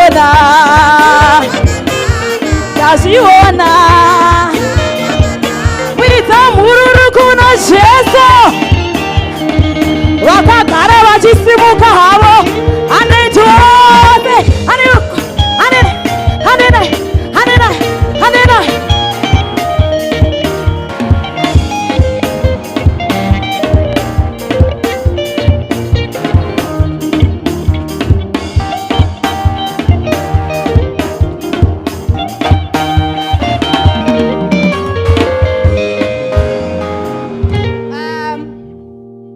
ndagara pasi Sunday school zvokwadi vari kudya keki saka havasi kuuya. Anyway, ndazezewa kuti pane English service. Pane vamwe andasirira here kana pasina? So English service vati vane zvavainazvo. After English service ndingokupa mungokondinyambishana ndashedza MC ashuya. Hallelujah. Since we are English service, take this. Can speak Shona.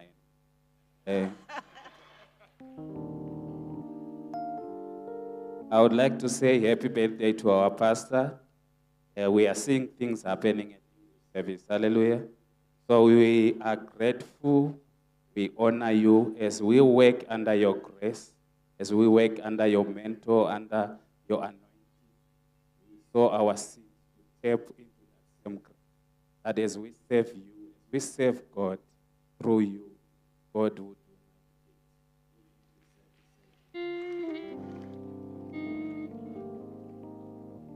Thank you so much. Tinotenda zvikuru nezvipo zvamaunza. Thank you nokubatana hama munashe. Mwari ngaangokitirawo zvakanaka. And again, happy birthday to our dad, our pastor. Mwari vakuwedzerei makore nemufaro yakawanda. Ndisati ndagara pasiwo. Mogona kutipa mbichana. Nezuro sandinasi, nezuro sandinasi, ndaziona. Namata kwakanaka, ndaziona. Namata kwakanaka.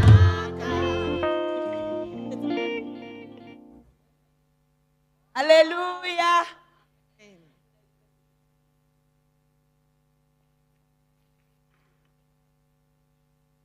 Parkunogaya imwe.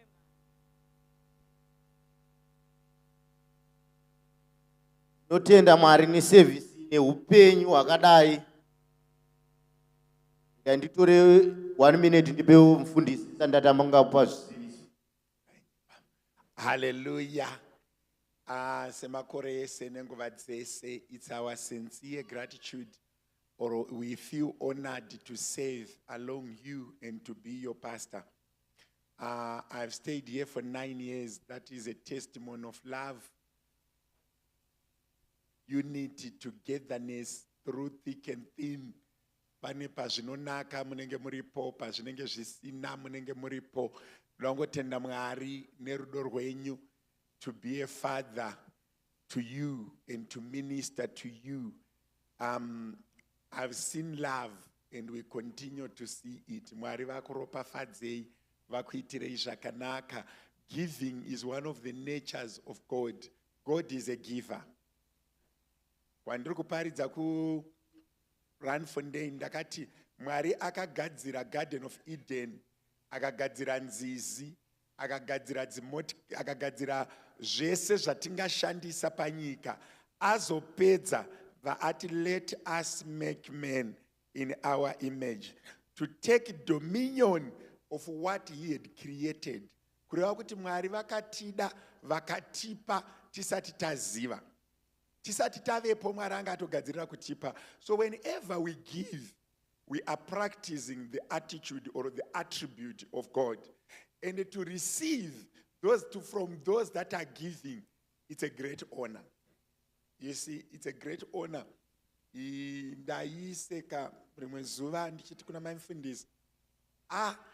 I'm so used to my phone that kanari maneru, ndinoidaira maybe at the first ring or second.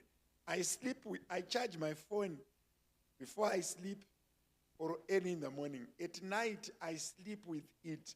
Why? Maneru ndo panomuka hondo dzakawanda, ndo panonetseka vanhu, ndo pazvinonetsa. So pambacho unozoona kuti kudhara ndairara a lot. Now, maneru nestory prepared kuti if my phone rings, I need to hear it. And ndorara nayo paside pangu. Pandozoona kuti pamwe pacho kana wamboita masacrifices oayo, kuzongoona vanhu vachifara, vachikucelebrate, it means a lot. I'm telling you, this is one of the times that even ukazoremerwa, une uchingoti but vanava, vane rudo. You see what I'm saying? So I thank God for you, and I appreciate serving in this assembly as a pastor. God bless you. Nasi Mama will preach to you. I just want to go and finish off preaching in Randfontein. It's part of us, it's part of our assemblies. Mama will give you to Shoma, to Chinaka, monodzia moto kumba nekudya. Mangwana atina fasting, gatina matei tiri kudzimba. Mwari verugare vachidi vachikudzwa. Chirega kuti kana usikatsanya uchatona mati. You need to pray. And you need to pray. Come to church. Let's go to Klufendale. Let's go to places of prayer, Mount Zion. Muningwana ochimwe chi area chakuti kana wakuda you pray. Not kana wakaomerwa. Let's just keep praying. Pazvakanaka pazvisina. Let's keep praying. You can you can keep a power bank. You can as well keep a prayer bank.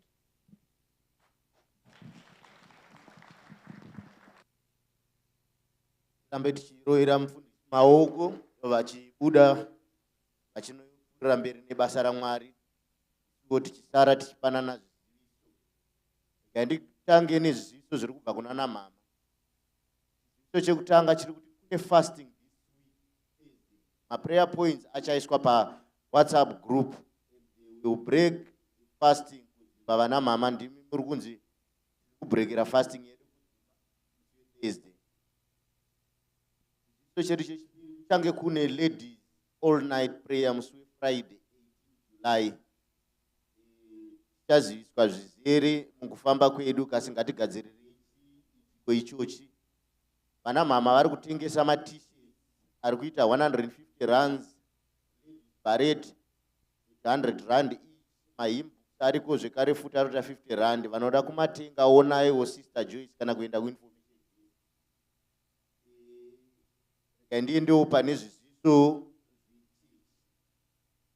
Nditange nekudedza baba masinire vagoti pazviziso zvana baba tikuzopfuurira mberi. Karowere maoko auchiuya kuzotipa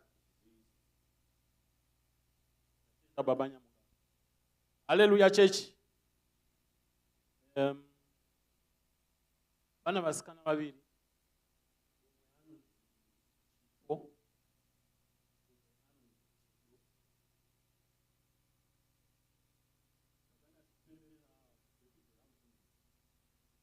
Baba varatidza kuti vane chido but muupenyu zvinoita kuti munhu abudirire chido. Ukaita chido pazvinhu zvaunenge uchiita usina chipo.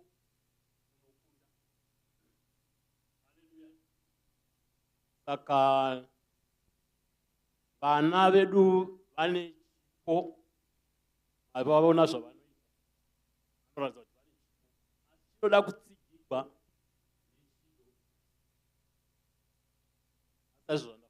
Panapa ndafambira kuti nditaure kuti wa 14 kusvika 17 August tine revival yana baba. Saka ndiri kuti vana baba tine program yatanga tichingobata nayo yapera. Urongwa hwedu munohuziva kuti isu sana baba tine chido chedu ichocho chichinetsa. Tinofana kufinance revival asimuke kubva kwaari asvika pano kuti aite basa rese kudosera kwaanobva. Tinofana kuona kuti umwe iyoyo inofinansa mushumiri yakamira sei. Saka ndakamira pano nhasi ndakamboisa message kugroup redu kuti kudawo mari nokukurumidza nhasi yeuno kana kuti mangwana kwanise kutenga tiketi akwete tiketi taura tiketi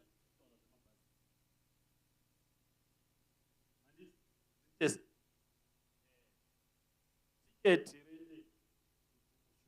asimuke kubva kwaari kubva pano. Asi vanofamba nemudenga vanoziva kuti ukazoda kutenga mangwana nhasi uchisuka mangwana iroro rinodhura. Saka tichida kuti avo August kuti mushumiri wedu ari panzi. Saka ndoda kuti ndibate nana baba vanoda kuti promisa kuti vane mari yavanokwanisa kuti about 10,000 yomushumiri. Saka tichazoda kuti tisare tonyorana mazita nokubhadhara mari dzacho. Kana baba tichibva pano ngatisangane kwatinosangana meeting yedu after church. Notenda masiniri ndiendewo pane zvimwe panapa. Vose vari mucleaning department vanokumbirwawo kuti vasare, vanoda kuonekwa leader wavo. Saka kana tikagona kungosangana ikoko kumusoro uko kana leader wavo zvakatinakira. Backport cell group ngaisarewo after service. Chitogona kungouya tosangana paseri pepraise team papapa. Kutaura kwazvaitwa namufundisi mangwana kunamata tiri kudzimba hatisi kutsanya. 13 July baptism iriko, saka vanoda kubhabhatidzwa kana kudedikisa vana ngatione Sister Enes commission gonyoresa. Couples vari kutiudza kuti musi wa 25 July kune couples dinner.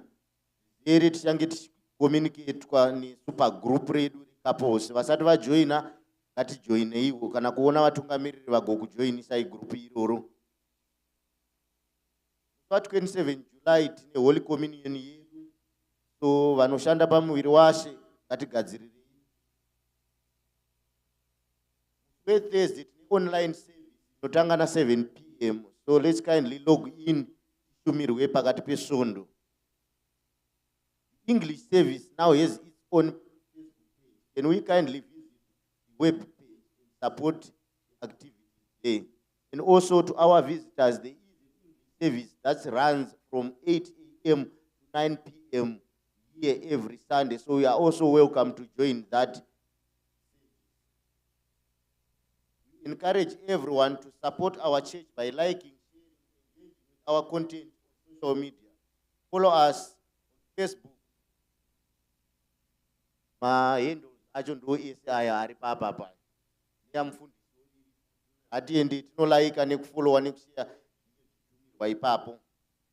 Fundisi wechipiri vanenge vari pano kubva nenguva dza9 kusvika nenguva dza3 vanoda kuvaona ngatiuye panguva idzi.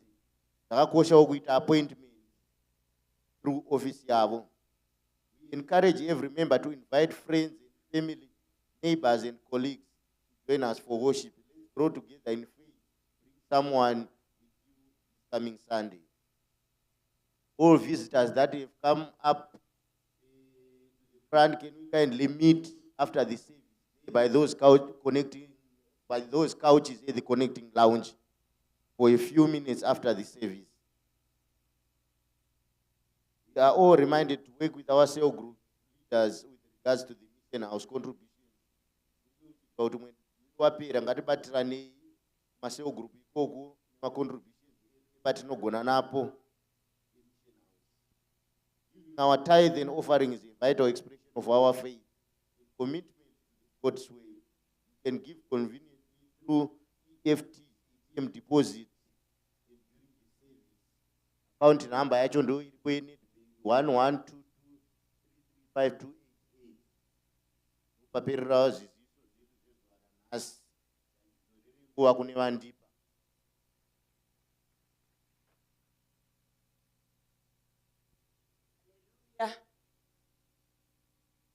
Lambo vanzwe shoko kati ndapa mama otherwise abanganzwe shoko Lambo movaziva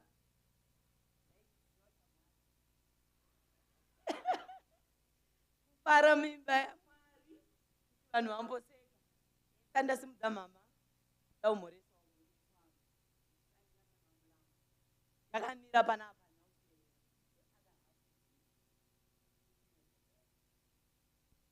para nechirungu vakwanisawo vaMulambo nevana vedu vatatu girls anditauri vafari nazo Mulambo Yana Rumbi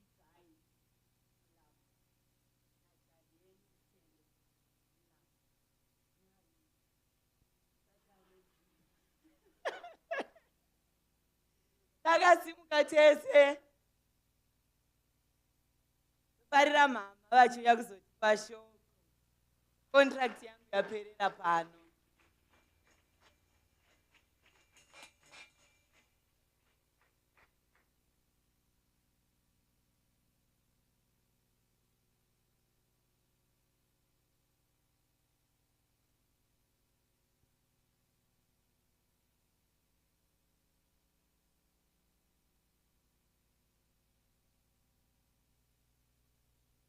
Baba namai Mulambo vanga vachitichera zvakanaka muzita raJesu. Haleluya.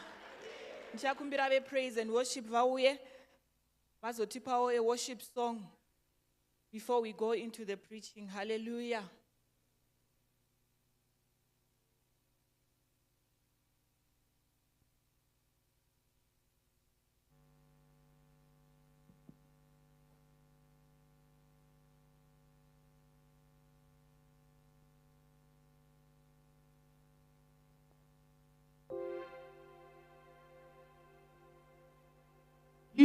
Ishendinzwe okufara inzwe ine izizako izodza muno vavanu vose ngazi uye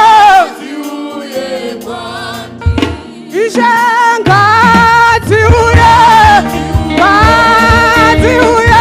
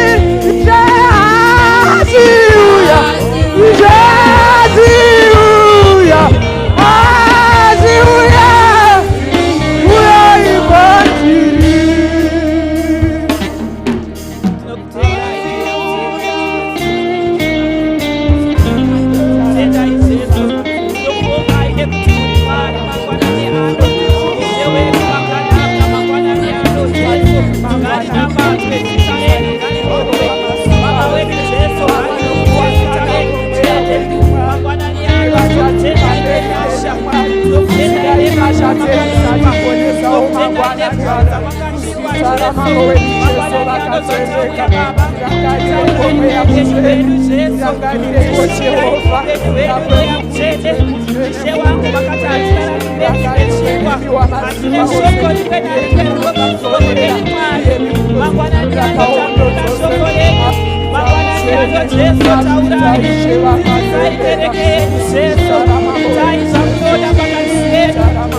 Zvamunoda muupenyu hwedu Jesu, mwoyo yedu Mwari mangwanani ano taizarurira kwamuri. Sanganaiwo nesu mangwanani ano, sanganaiwo nesu Ishe Jesu. Torai nzvimbo ino Mwari, torai nzvimbo ino Ishe Jesu mangwanani ano. Taisa kuva ino Mwari mukati memaoko enyu, kuti mutaure nesu Mwari, mutiitire zvakanaka. Zita renyu ngarikudzwe, zita renyu ngarinamatswe, ngarinamatswe mutsvene wavatsvene, muzita raJesu. Haleluya, haleluya. Tingatora hedu nzvimbo dzedu muuvapo hwaMwari, ndichikumbira vanotiverengerawo vazondiverengerawo shoko raMwari kubhuku ra1 Samuel chapter number 3 kubva pavhesi 1 kusvika pavhesi ya7. 1 Samuel chapter number 3 verse 1 to 7. Wozondiverengera zvekare 1 Samuel chapter 2 verse 18. Wozoverenga zvekare Proverbs 22 verse number 26. Tichaverenga. Mukomana uyu Samere aishumira pamberi paJehovha ari pasi paEri. Mumazuva iwayo shoko raJehovha rakanga risinganzwiki, kwanga kusina zviratidzo zvizhinji.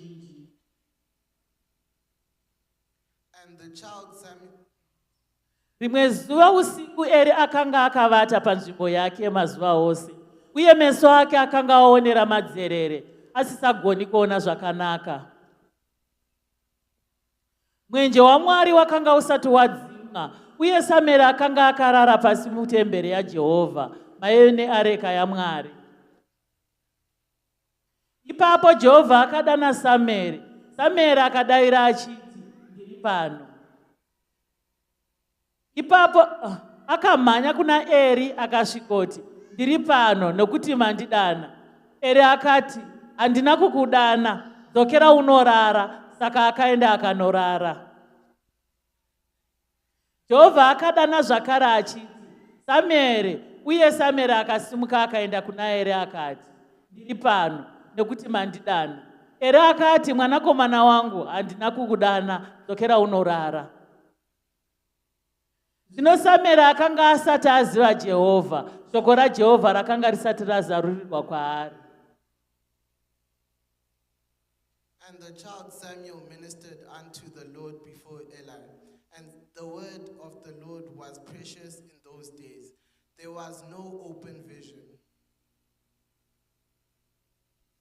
And it came to pass at that time, when Eli was laid down in his place, and his eyes began to wax dim, that he could not see.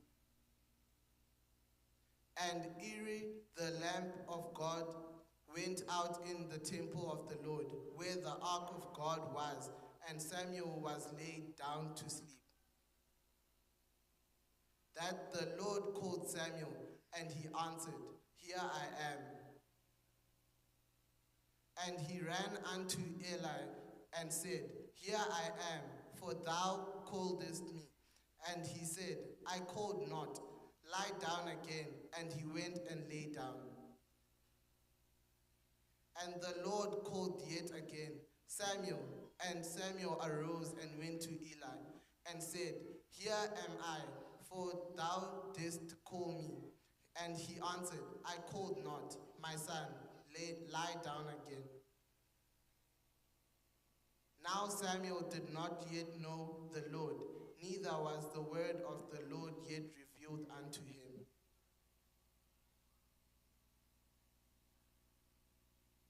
But Samuel ministered before the Lord, being a child girded with a linen ephod.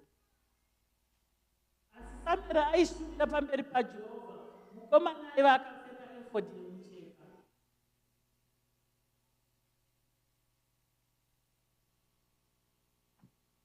Proverbs 22 pavhesi ya6. Usava nemunhu anokunda ruoko pamhiko kana kuzviita rubatso pazvikwereti. Sorry, Proverbs 22, verse number 6. Verse number 6, not 26. dzidzisa mwana nzira yaanofanira kufamba nayo uye kana achinge akura aizotsaukidzwa pairi. Train up a child in the way he should go, and when he is old, he will not depart from it. Thank you. Tiuchirire vaverengi veshoko vachinogara pasi muzita raJesu. Hallelujah. Amen. Mumwedzi uno waJuly ndofunga mufundisi vakataura vakati tinenge tichinyengeterera vana vedu mayouth. Hallelujah. Saka mharidzo yangu pazuva ranhasi yakanangana zvekare nevana kunyanya vemayouth pamwe chete nemateenagers. Hallelujah. Pataverengesa mukati meshoko raMwari taverenga nyaya yemukomana anonzi Samuel. Ndofunga vazhinji tinoziva kuti Samuel paakazvarwa mai vake vakaita kumukumbira kuna Mwari, vakaudza Mwari, vakamuvimbisa, vakati mukandipa mwanakomana ndichamuunza kuimba yenyu kuti azokushumirai. Saka Samuel akaendeswa kutemberi achangobva kurumurwa ari kakomana kadiki. Shoko raMwari rinotidzidzisa kuti akagara mutemberi achishumira Mwari ari pasi pamuprista Eli. Amen. Paaigara achishumira ari mutemberi, shoko raMwari ratiratidza zvekare kuti Samuel akanga aigara akapfeka ephod. Amen. Aigara akapfeka mucherechedzo wepresence yaMwari kubvira paudiki hwake. Hallelujah. Achigara arimo mutemberi. Zvinonzi akanga asati aziva shoko raMwari. Mumwe musi Mwari vakamudaidza vachida kutaura naye. Vakamudaidza kekutanga, akamuka, akaenda kuna Eli akati ndiri pano ndauya mandidaidza. Chikanzi handina kukudana, dzokera unorara. Akadaidzwa kechipiri, akadaidzwazve kechitatu, achiramba achienda kuna Eli. Kusvika Eli azoona kuti Mwari ndo vari kudaidza mwanakomana. Vakamuti ukanzwazve inzwi rokudaidza, taura kuti ndiri pano Ishe, taurai henyu. Amen. Mwana uyu akatanga kutaurwa naye naMwari. Zvinonzi neshoko raMwari, Samuel, he was the first priest of Israel. Hallelujah. Ndiye akanga ari muprista wekutanga. Tamboverenga patanzwa kuti namazuva iwayo shoko raMwari rakanga risinganzwiki. The word of God was rare in those days. But God chose to reveal himself to a young child called Samuel, and he chose to speak to him while Eli the priest was there. Hallelujah. What is it about Samuel chakaita kuti ataurwe naye naMwari mazuva shoko raMwari parinonzi rakanga risingachanzwiki? Amen. Mwana uyu paakazvarwa zvinonzi akakomitwa kuna Mwari, akapiwa kunzi ave mushandiri waMwari muzita raJesu. Akapiwa upenyu hwake hwese kuti agare mutemberi. Haana kugara namai vake, haana kugara nemasiblings ake, asi zvinonzi akaenda kunogara mutemberi kubvira paudiki hwake achishumira Mwari arimo muzita raJesu. Hallelujah. Ndoda kutaura nevana vedu vatinavo, vana vedu mayouth nevana vedu mateenagers, kuti hachisiri chinhu chinganzi chinoshamisira kana kuti chinganzi chinhu chakaoma kuti ukure uchiziva Mwari, ukure uchinamata Mwari. Amen. Vazhinji vedu takaitirwa nyasha kuti vabereki vedu vanotonamata, vanotikurudzira kuenda kuchechi. Saka hachisiri chinhu chinoshamisira kuti iwewe unzi unouya kuchechi. Amen. Uri muyouth wakadai, hakuna chinhu chinofanira kukutadzisa kushandira Mwari kubvira pazera reudiki. Samuel paakataurwa naye naMwari, shoko raMwari rinoti he was around 12-13 years old of age. Akanga ari mwana mudiki. Asi nekuda kwokuti akanga ari munhu aishumira Mwari, Mwari vakatanga kutaura naye pazera reudiki muzita raJesu. Hallelujah. Zvinonzi mazuva iwayo nyika yaIsraeri yakanga ichitadzira Mwari. Muprista Eli akanga aine vanakomana vake vaviri vanonzi Phineas naHofni. Vakanga vachigarawo mutemberi, asi zvinonzi vakatsauka panzira yaMwari, vakatanga kuita zvakaipa mukati meimba yaMwari. Samuel akanga arimowo mumba imomo. Maaiona vakomana ava vakuru vachiita zvakaipa pamberi paMwari, asi zvinonzi iye Samuel akaramba achiita zvakanaka pamberi paMwari. muzita rajesu. Haleluya. Mukati menyika yatiri kurarama mayouth, ndinonzwa vachitaura mazuva ano vachiti isusu kurarama kwedu kwasiyana nekwenyu. Yes, it's true that you are now a different generation from us. Your challenges are different from the challenges that we faced when we were growing up. But God still remains God, even in this new generation that you are living in. My principles amwari haashanduki nekuti iwewo washanduka. Muzita raJesu. Hallelujah. Ndinangokurudzira vana vedu vemayouth mazuva kuti kunamata Mwari chinhu chekuti unogona kutanga kubva paudiki hwako. Amen. Kusvikira paunokura muzita raJesu. Haleluya. Zvinonzi Samuel airara pane areka, ndipo pakanga pari panzvimbo pake paaigara. Mazuva iwayo areka yaiyera, yaityisa. Ukatosvika pedyo nayo usina kumira zvakanaka yaigona kukuuraya. Asi zvinonzi Samuel ndipo panzvimbo pake paairara. Muzita raJesu. Haleluya. Tikatarisa vana vedu vatinavo mazuva ano, vangagona here kugara vari mukati mepresence yaMwari nemaitiro avo nematambiro avo neshamwari dzavo nezvinhu zvavanoita? Muzita raJesu. Haleluya. Vana vedu mazuva ano vanoona sekuti upenyu hwashanduka. Life is all about enjoying. Life is all about having fun. But vachikangana kuziva kuti nerimwe ramazuva they are no longer going to be children, they are going to grow up and become responsible parents. Muzita raJesu. Haleluya. Samuel akataurwa naye naMwari pazera reudiki. Asi mayouth mazuva ano tinozvigona here zvokuti Mwari vagone kutaura nesu pakurarama kwedu kwatinoita? Vazhinji vavo iko zvino izvi ukatarisa mayouth, vamwe vanenge vachiti tave vanhu vakuru, haadi kunzi handei kuchechi. Anotaura kuti ndinoenda kuchechi kana ndichida. Umwe anotaura kuti ndichatevera. Umwe anogona kutaura kuti handidi kuuya kuchechi kwenyu. Muzita raJesu. Amen. But shoko raMwari rinotikurudzira kunyange nesu sevabereki kuti train up a child in the way he should go, and when he grows up he will not depart from it. But mazuva ano taane vana vedu vari kunetsa. Taane vana vedu vekuti dzimwe nguva vamwe vacho vanotosimuka vachipindura mubereki achitaura. Uchitaura zvaunenge uchimudzidzisa, iye anenge aine opinion yake yaanenge ainayo yaanokutaurira. Mwari dai vatibatsira kuti dai vana vedu vakura vachiziva Mwari, dai vana vedu vagona kutya Mwari, uye dai vaigona kuziva kuti ramangwana riri mumaoko aMwari. Muzita raJesu. Haleluya. Tinavo vana mazuva ano vaakuti mubereki achitaura vanenge vachisaizana nemubereki vachipindura. Muzita raJesu. Paunenge uchimutsiura kuti rega kupfeka zvakadai, iye anenge achitanharo kuti ndo zvandinoda, ndo zviri kutrenda. Kana ndichinotenga hembe ndoda kuenda ndega, ndoda kunozvisarudzira. Yes, zvakanaka kunozvisarudzira, but uri kusarudza zvinhu zvakaita sei? Ndambotaura kuEnglish service ndikati dzimwe nguva tinogona kubviswa pamberi paMwari nekudistractwa pamberi paMwari nezvinhu zvatinoona zvinenge zvichiitwa nevamwe vedu. Muzita raJesu. Hallelujah. But the word of God encourages us, do not conform to the standards of this world. But taane challenge mazuva ekuti vana vedu they want to conform to the standards of this world. Ndakambobvunzwa nemwana zvikanzi, nemhaka yei muchindimanikidza kuti ndipfeke zvandisingadi? Nemhaka yei muchindimanikidza kuti ndiende kuchechi ndimukire makuseni? Muzita raJesu. Haleluya. Ndikamupindura ndikati, kana zvakadai, you do not have a choice. You cannot afford not to go and pray. You cannot afford not to go and worship the Lord.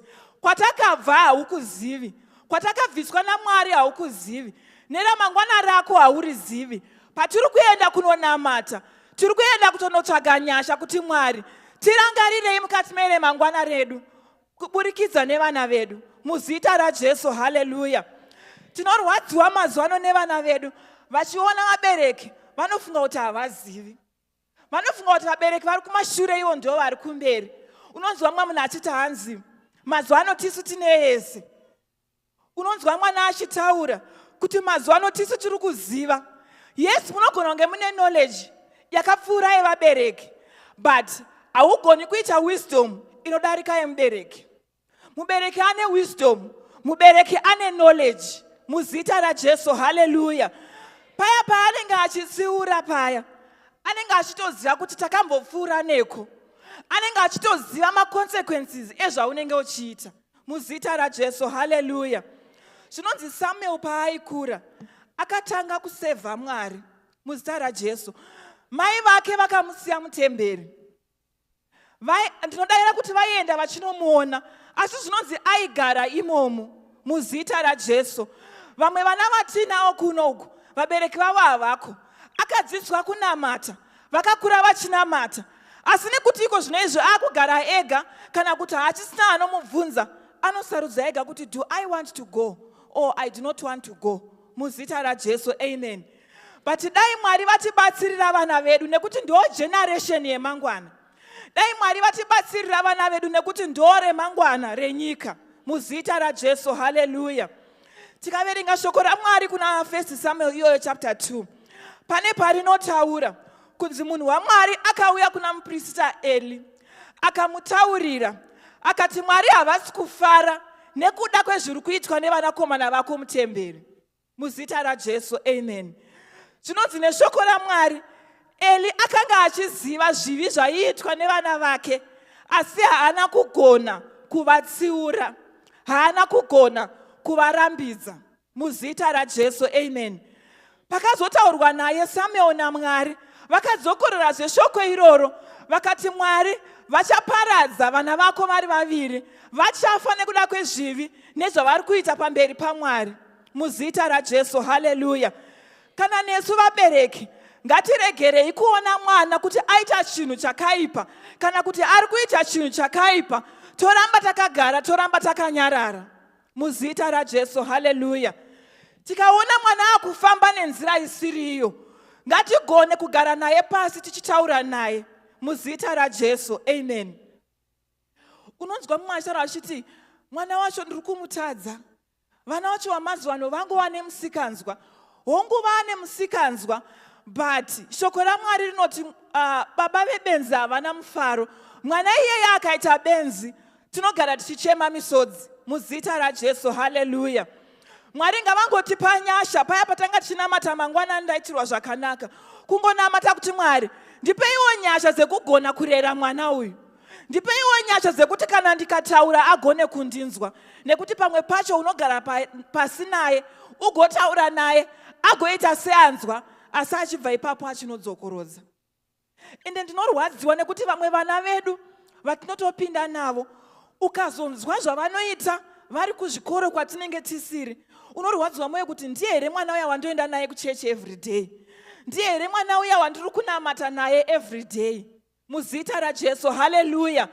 Vamwe vavo vanotonzwa kuti kana vaa kuchikoro tasunungurwa, takukwanisa kuita zvatinoita vabereki vasingationi, muzita rajesu. Vamwe vavo vanotonzwa kuti tasunungurwa kana mubereki asiri kundiona, nekuti vanofila kuti we are stifling them when we are at home, vanofila kuti tiri kuvadzvanyirira kana tichivadzidzisa nzira yakanaka, muzita rajesu. Haleluya. Zvinonzi Eli akanzi nekuda kwekuti wakatadza kutsiura nekurayira vanakomana vako, vachafa vese vari vaviri musi umwe chete.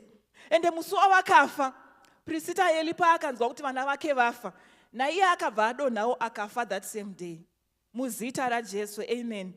Nekuti akanga atadza kutsiura vana. Mwari ngavatipe nyasha sevabereki patiri kunyengetera. Ngatinyengetererei vana ava nemwoyo inorevesa. Ngatinyengetererei vana ava tichivatsvagira nyasha, nekuti dzimwe nguva mirayiro yedu haigoni kunzwika vachiichengeta mazuva ese, but kune anoti akarayira kana akatsiura vanonzwa. Pane anoti kana akataura vanonzwa, muzita rajesu. Haleluya. Shoko raMwari rinoti Eli was warned about his sons, but he honored his sons above God. Are we not honoring our children above God? Tichivapa mari yekuti vatenge zvinhu zvavanoda, zvatinonyatsoziva kuti ndikampa mari anogona kunotenga madrugs, ndikampa mari anogona kunotenga hembe dzisina kunaka. Are we not honoring our children above God? Kana vana ava takambovabereka vachinamata, ngatiedzei nepatinogona kuramba tichivarairidza varambe vachifamba nenzira yakanaka, muzita rajesu. Amen. nemi vana ngatiteererei. Chinonzi obedience is better than sacrifice. Mwana anenge ari muyouth achigara muimba yevabereki ngaagone kunzwa mirayiro yevabereki. Ndinoziva kuti vamwe vavo vanotonetseka kuita basa chairo paanenge ari mumba. Unonzwa achitaura zvikonzero ende havashayi zvikonzero. Paunomuti ita chakati ane chikonzero. Pauri kumuti sumuka utsvaire ane chikonzero. Pauri kumuti wapedza here kuverenga ane chikonzero. Muzita raJesu, haleluya. Asi Mwari ngavatibatsire kuti dai vana ava mwoyo yavo yagona kuteerera kuna Mwari. Dai vana ava vagona kutsiurika. Nekuti pavanofamba vachienda kuzvikoro, they must be the light of the world. Vanofanira kudzidzisa vamwe vavo. Pavanooneka vanofanira kuonekwa vakasiyana nevamwe vana. Muzita raJesu, haleluya. Muzita raJesu, amen. Hanzi shoko raMwari rakanga risingachanzwiki. But pane akasarudzwa naMwari, Mwari vakataura naye kubva paudiki hwake. Mwari ngavatiitire nyasha kuti pavana ivava vatiri kureiza ngatiwanirwei nyasha dzekuti Mwari agone kutaura navo. Ngatiwanirwei nyasha dzekuti vagone kuva maleaders emangwana. Muzita raJesu, haleluya. Vaya vatinoona vachitenderera munzira, vatinoona vachifamba vachiita sevasingazivi chinhu, vanotori nevabereki vatoriko. Amen. Vamwe vacho vanotori nevabereki vapenyu.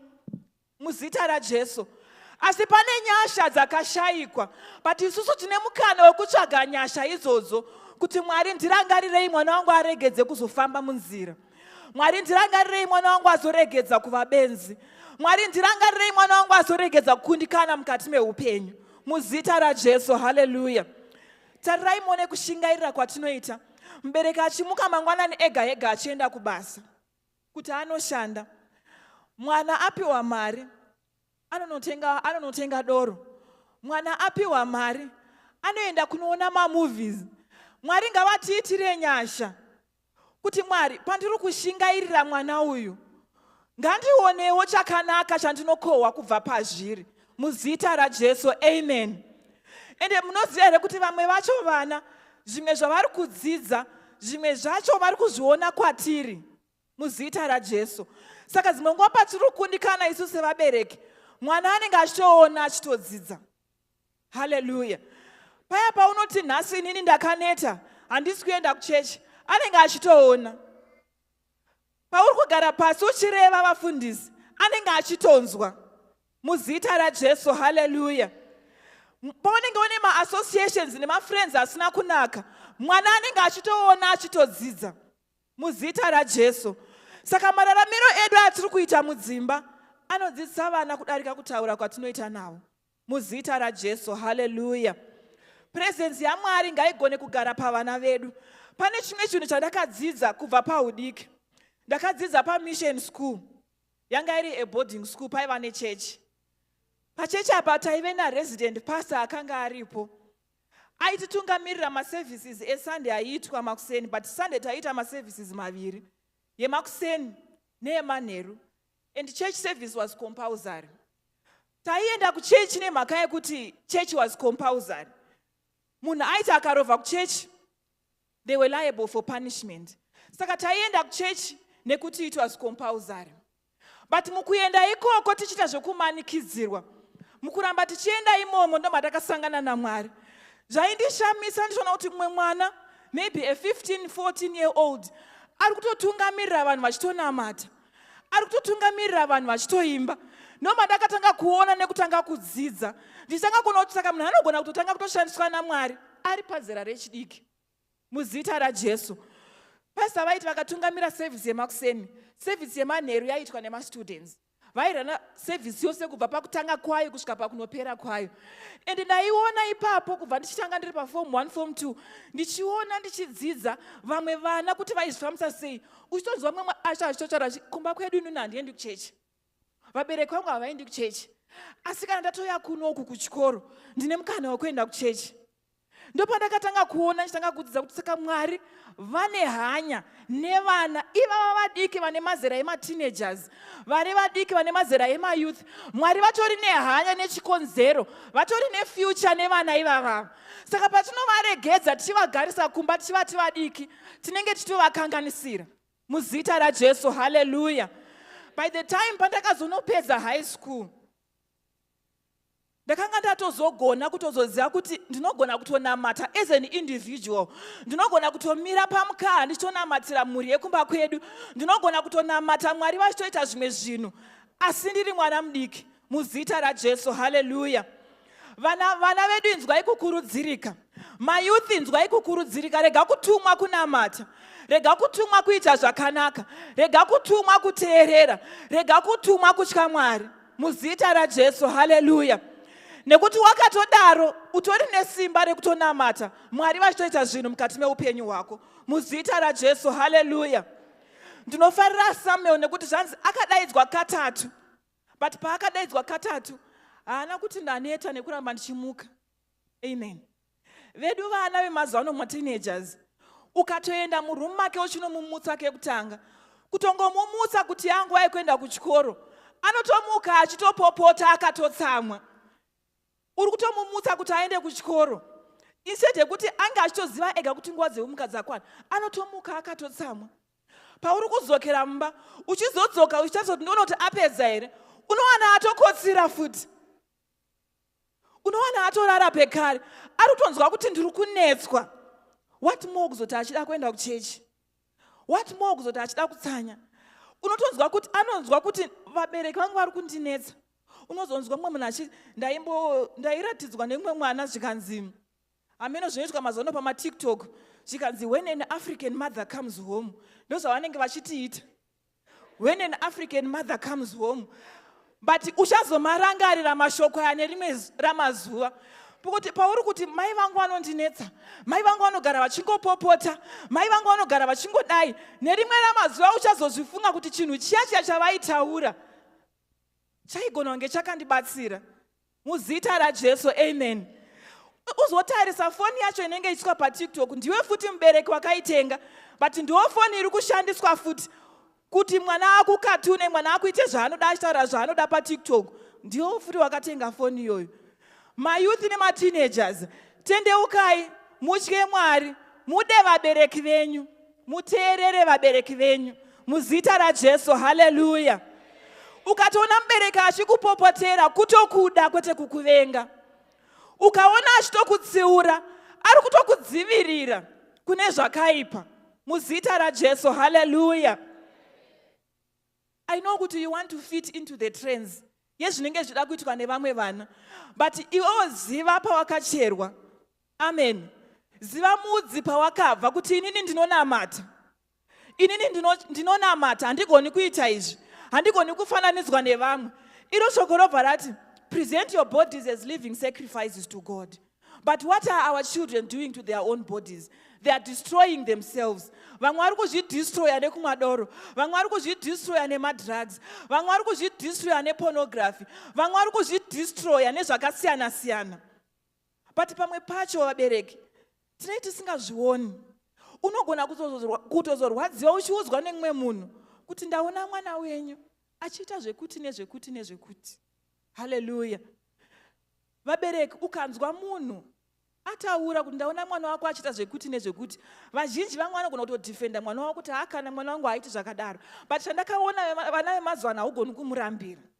Gara pasi uite find out kuti chii chiri kuitika, nekuti vana vemazuva ano ari kumba ndemumwe munhu, abuda kunze uko ndemumwe munhu muzita raJesu.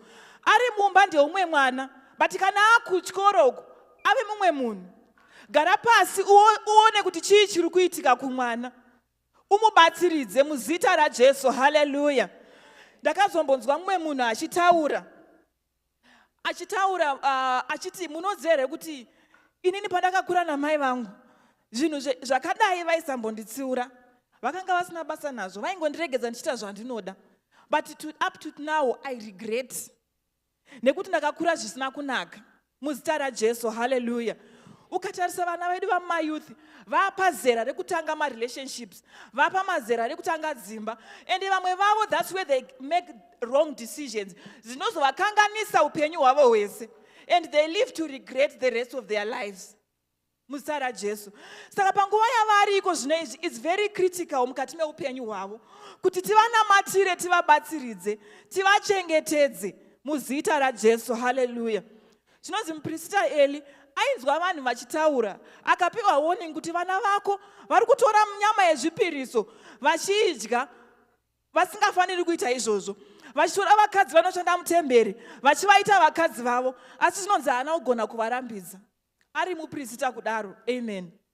Asi Mwari vakazoti vataura naye, vakataura kuti vana vako vari vaviri vachafa nekuda kwekuti ndakarayira asi hauna kugona kuvatsiura muzita raJesu. Amen. Pamwe pacho tinogona kufunga kuti chaachirungu chiri kuitika mazuva ano. Amen. Chaachirungu chekuti mwana anenge achitaura achipindurana nemubereki. Vanenge vachitaura kuti chaachirungu, but mubereki anongoramba ari mubereki. Mubereki ane a priestly office over their child, no matter how uneducated they may be. But mubereki anoramba aine a priestly office pamusoro pemwana wake. Muzita raJesu. Hallelujah. Saka vana vedu ma-teenagers nevana vedu ma-youth, kunyange ukaziva sei, kunyange ukagona sei, no matter how successful you may be, your parent will always be above you. Muzita raJesu. And our parents, they deserve obedience and honor from us every day. Muzita raJesu. I know kuti kuteerera hakusiri nyore, nekuti kazhinji pacho unomanikidzwa kuita zvaunenge usingadi, but shoko riri kuti train up a child in the way he should go. Ndinokutsiura nenzira iyo unofanira kufamba nayo, kwete yaunoda, kwete inokusuta, kwete inofambirana newe kana neshamwari zako. Muzita raJesu. Hallelujah. Muzita raJesu. Amen. Vana vedu ma-teenagers nevana vedu ma-youth, remekedzai vabereki. Pandiri kuti vabereki handisi kureva only your biological parents. Remekedza vakuru muzita raJesu. Nekuti paunoona vachifamba vane experience yavakapfuura nayo mune zvairi. Vanoziva zvakawanda kukudarika. Vanogona kuti vakaona, vanotoona kuti uri kuenda nenzira isiriyo, votokurayira kuti usarasike. Muzita raJesu. Hakuna mubereki anoitira mwana wake utsinye. Hakuna mubereki anoitira mwana wake utsinye. Tarisai muone mashandiro anoita vabereki. Vagongoshanda vachimukira mazuva nemazuva kuti iwe ugosafa. Hakuna mubereki anoitira mwana wake utsinye. Muzita raJesu. Hallelujah. Mubereki wese ukanzwa achitaura, ukanzwa achikutsiura, tsiurika. Muzita raJesu. Amen. Nekuti vamwe vana vakatoshayiwa akavatsiura, vamwe vakatoshayiwa akavarayira, vamwe vakatoshayiwa mubereki akataura izwi paupenyu hwavo. Asi totenda Mwari kana une mubereki ari kutotaura izwi paupenyu hwake. Muzita raJesu. Vana vedu regedzai kuunza misodzi pameso evabereki. Muzita raJesu. Regedzai kuunza misodzi pameso evabereki. Hallelujah. Mwari ngavatiitire nyasha. Mazuva ano vana vedu, ndaitaura naSamuel akandifonera. Achinditi unoziva here kuti kuno kwandiri, it's now so common kuti gayism and lesbianism achisisiri chinhu chinonyadzisa. Aitotaura achiti I had a friend wandaishanda naye, wandaita naye training. Ndobva atondiudza akati, I want to go home. My partner is waiting for me. Andiri kunonoka, ndiri kuno ndoda kurumidza kuenda kumba. Saka hanzi musi wandakazomuona wandakakwira naye bhazi, anga aine partner yake, asi hanzi handina kuziva kuti partner yake ndeipi. Ndobva akuzointroduce akanzi, this is my partner that I was talking about. And she found out that the partner was also a girl. Waaitaura nezvake. She kanzi, we stay together. We have been staying together for I don't know how many years. Saka ndiye partner wangu wandaitaura nezvake. Hanzi kwaari, it was not even something embarrassing. It was not even something chekuti ungati chinhu chinotyisa. She was actually proud of it. Ndopandakaona ndikati dai Mwari vakatigonera nemaendero ari kuita mapindirano ari kuita mazuva, unongozvifunga kuti saka vana vedu pavari kuzokura, pavari kuzoita mazera emayouth vari kubva kumasunday school, chii chinenge chaakuitika mukati menyika.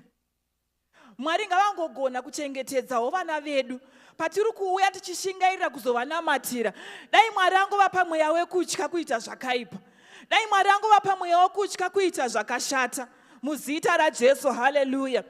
Vese vaya vatinoona vari mumajere, vese vaya vatinoona vakasungwa, vanotori nevabereki vatoriko vapenyu.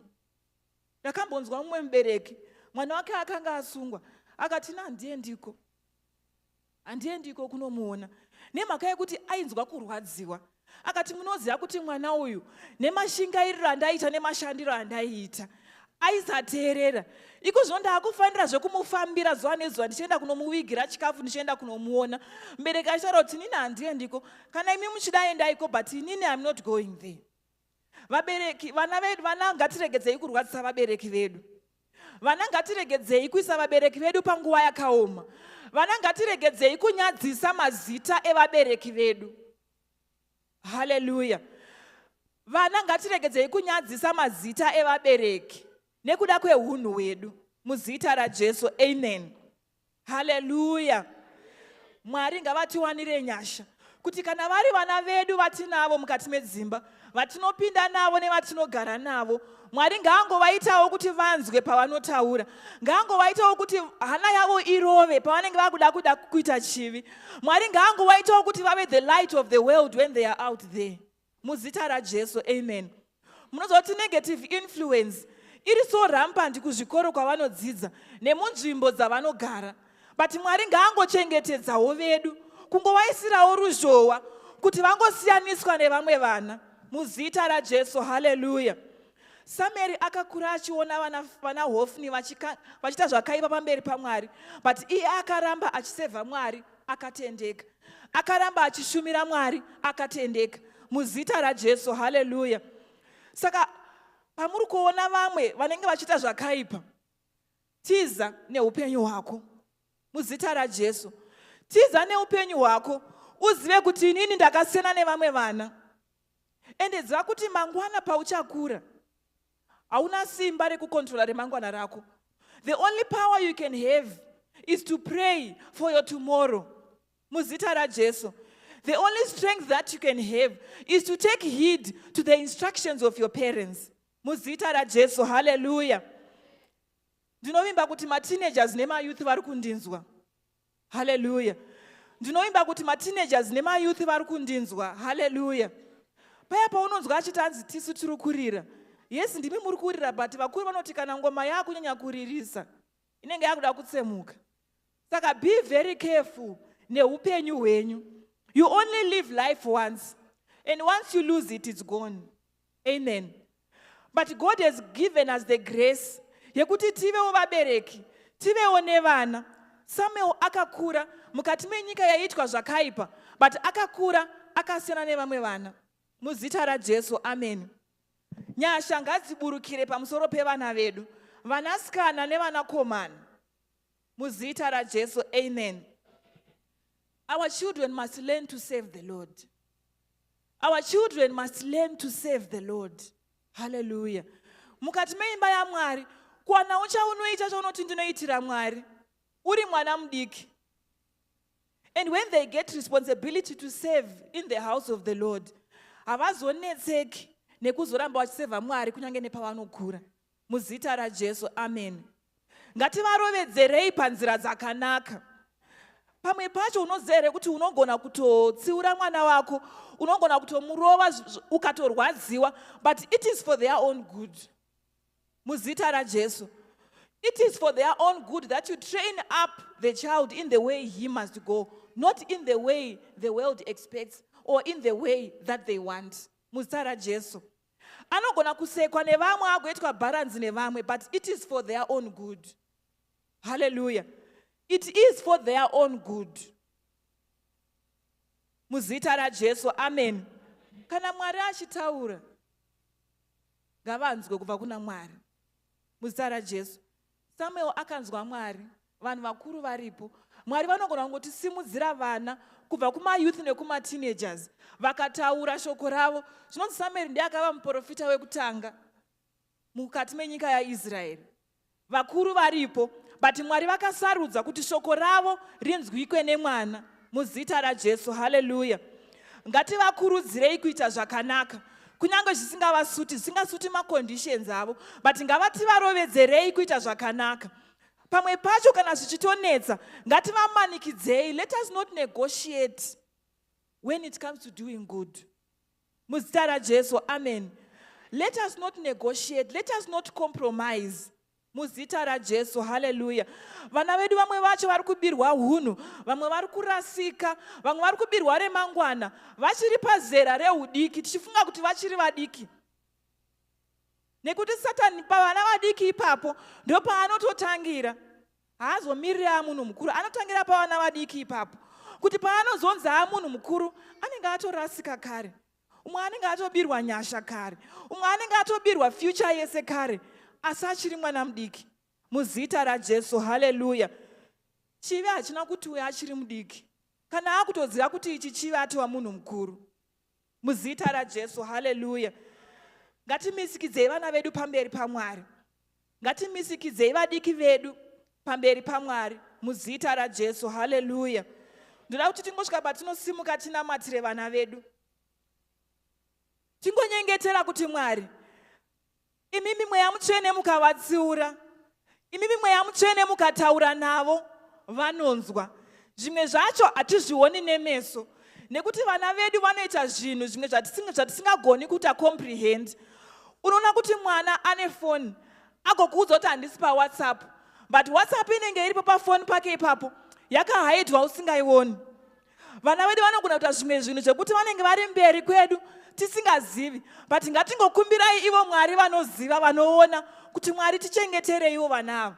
Mwari tigoneseiwo kurayira vana ava, tigoneseiwo kuvanyengeterera, tigonesei nekuvarovedzera kuita zvakanaka, uye tigonesei kuvanyengetedza, kuvamanikidza kuti vaite zvakanaka.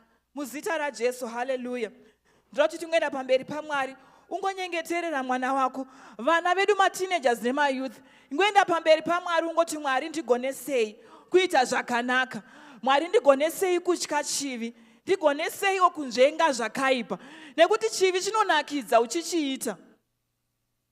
Asi Mwari vakakupa nyasha, unogona kunzvengeswa. Pamwe pacho you only realize what I'm saying kana watozokura, watozoona kuti pati paya ndakanga ndakurasika, asi Mwari vakandidzora.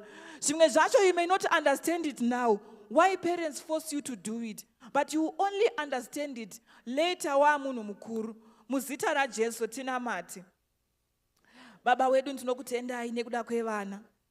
Tinokutendai Jesu nekuda kweupenyu hwavo. Tinokutendai Mwari nekuti makatiunza kuimba yenyu, mukatidzidzisa kunyengetera. Nevana ava Mwari pavari kuunzwa kuimba yenyu, ngavagone kugara varimo. Ngavagone kugara varimo Jesu mukati meimba yenyu. Ngavagone kugara muuvapo hwenyu Ishe Jesu. Kubva paudiki hwavo Mwari tinovakomekedza kwamuri, kuti imi Mwari muvachengete, muvarayire, muvadzidzise. Baba ndinonamata kuti savabereki tipeiwo meso anogona kuona Mwari pavanenge vaakurasika. Tipeiwo Mwari the spirit of discernment pavanenge vaakuenda nenzira isiyo Jehovha, tigone kuvarayira, tigone kuvadzidzisa. Baba ndiri kunyengetera masikati ano mweya mutsvene kuti vana hatigoni kuvarera tiri toga, vana vedu hatigoni kuvarayira tiri tega, asi imi mweya mutsvene mukatigonesa, imi mweya mutsvene mukatitungamirira. Vana ava vanochengeteka. Baba tiri kunyengetera munzvimbo dzavakugara, muzvikoro zvavari kudzidza, kumabasa kwavari kuenda, kune masimba ewakaipa anotonga ikoko. Tiri kunyengetera kuti chengetaiwo vana vedu, tiri kunyengetera kuti vavhikireiwo kubva kune zvakaipa. Baba vangu nezita raJesu, ma-negative influences ariko Mwari anogona kurwisa upenyu hwavo, tiri kunyengetera, itirai vana vedu nyasha. Baba vangu vatungamirirei, vamwe vavo vava kuita madecisions eupenyu. Baba tiri kunyengetera kuti vatungamirirei. Enable them to make the right decisions. Enable them to choose the right group of friends. Enable them to associate with the right group of friends. Baba tiri kunamata kuti vana vedu vaitirei zvakanaka. We pray for the spirit of obedience, pavari. We pray for the spirit of humility upon them. We pray for the spirit of loving the Lord upon them.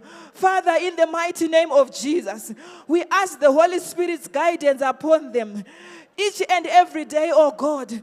Sometimes we do not see them where they are, but the Holy Spirit can see and direct them. Tirikunamata mangwanani ano Jehovah. Ngavagone kutya Mwari. Tichivaona kana tisingavaoni. Ngavagone kuita zvakanaka. Baba ndiri kunyengetera Mwari. Kune vamwe vakarasika. Asi tinonamata kuti imi Mwari, you are the God who can restore them. Muri Mwari vanodzorereza. Muri Mwari vanonatsa pakakanganisika. Muri Mwari vanodzoreredza Jehovah. Ndinonamata kuti itiraiwo vana vedu zvakanaka. Tinonyengetera kuti ngavakure vari mukati menyasha. Ngavakure vachiziva shoko renyu. Baba vangu tiri kunamata kuti misikanzwa ngairegedze kunamira pavari. Baba tiri kunyengetera kuti vaitirei zvakanaka, nekuti ndiro ramangwana redu, nekuti ndipo patakatarisira, nekuti ndipo patiri kushingairira Mwari kushanda. Mangwanani ano tinonyengetera, ropafadzaiwo vana vedu Jehovah. Ropafadzaiwo vana vedu Mwari, muvaitire zvakanaka. Tinonamatira favor pamusoro pavo. We pray for favor with the people and favor with God. When they are going to school, we pray for favor upon them. We pray for the spirit of excellence upon them. We pray for the spirit of knowledge upon them. Father, in the name of Jesus, ngavasiyaniswe nevana vasingatendi, ngavasiyaniswe nevana vasina kumbonzwa shoko. Baba tiri kunamata kuti nyasha dzenyu ngadziwanikwe pavana vedu. Tiregeze kuunzirwa misodzi kana kunyadziswa. Tiregeze kudemba Jehovah makatendeka. Mangwanani ano tinonamata. Rangarirai vana vedu mukati memwedzi uno watiri kunyengeterera vana. Vaitireiwo zvakanaka. Vamwe vana vedu havasiri pakati pedu, asi tinonamata kuti Mweya Mutsvene guide them, oh God, and lead them. Teach them, oh God. Teach them in the ways that they must go. Father, we are praying. Give us the grace to parent these children. Give us the grace to train these children. Nenzira yakanaka yavanofanira kufamba nayo. Baba wangu tiri kunamata. Ngavanzwe hana inorova Mwari kuita chakaipa. Ngavanzwe hana inorova kuba. Ngavanzwe hana inorova kuita msikanzwa. Ngavanzwe hana inorova kusateerera. Baba wangu nezita raJesu, zvatakavaudza mukati metembere, ngavagare pedyo nemi Mwari. Ngavagare papresence yenyu Mwari. Ngavagare pashoko renyu Jehovah. Ziso redu parinenge risiripo Mwari, titarisirei muri Mweya Mutsvene. Titsiurirei muri Mweya Mutsvene Mwari. Ngavaseme chakaipa, ngavaseme kuita zvakaipa Mwari. Tiri kunamata mangwanani ano Jehovah. Tinovadzosa mukati memaoko enyu. Ngavaregeze kuparadzirwa future newakaipa. Ngavaregeze kuparadzirwa remangwana ravo nekuda kwezvenyika ino Mwari.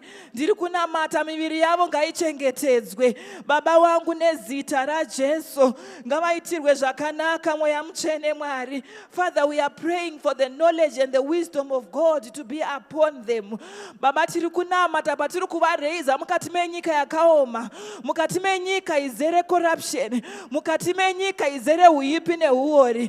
Tiitirewo kuti vana vedu Jehovah vavese mabukira Jehovah mukati menyika yakaoma. Tiri kunamata Ishe wangu, ngavasiyaniswe mukati menyika yatiri Mwari. Vakure vari the remnant inosiyaniswa nevazhinji Mwari. Tiri kunyengetera Mwari kuti zita renyu rigokudzwa pamusoro peupenyu hwavo. Ngavakure vaine ropafadzo, ngavakure vaine mucherechedzo waMwari, ngavakure vaine mucherechedzo wekunamata. Father, we are praying in the mighty name of Jesus. Tinokutendai Mweya Mutsvene muzita raJesu. Hallelujah. Hallelujah. Tinotenda Mwari mangwanani ano. Ngatirambe tichikurudzira vana vedu kuita zvakanaka. Ngatirambe tichivarovedzera kuita zvakanaka. Kana mubereki ukagona kunamata pamwe chete navo, naivo vanokura vachinamata.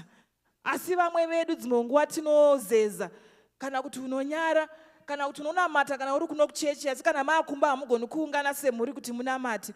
Mwari ngavangotiitirawo zvakanaka, tigone kurovedzera vana vedu panzira dzakanaka muzita raJesu. Hallelujah. Navo vana vedu tigone kungovawo vana vakasiyana nevamwe vana, tigone kuva nemweya wokuteerera pamberi pevabereki vedu. Mwari vanotirangarira tikateerera muzita raJesu. Amen. Tinotenda Mwari. Ndichangokumbira kuti takamira kudaro vepraise and worship vauye kuzotiimbira tichitora nekuunza offering yedu pamberi paMwari muzita raJesu. Amen.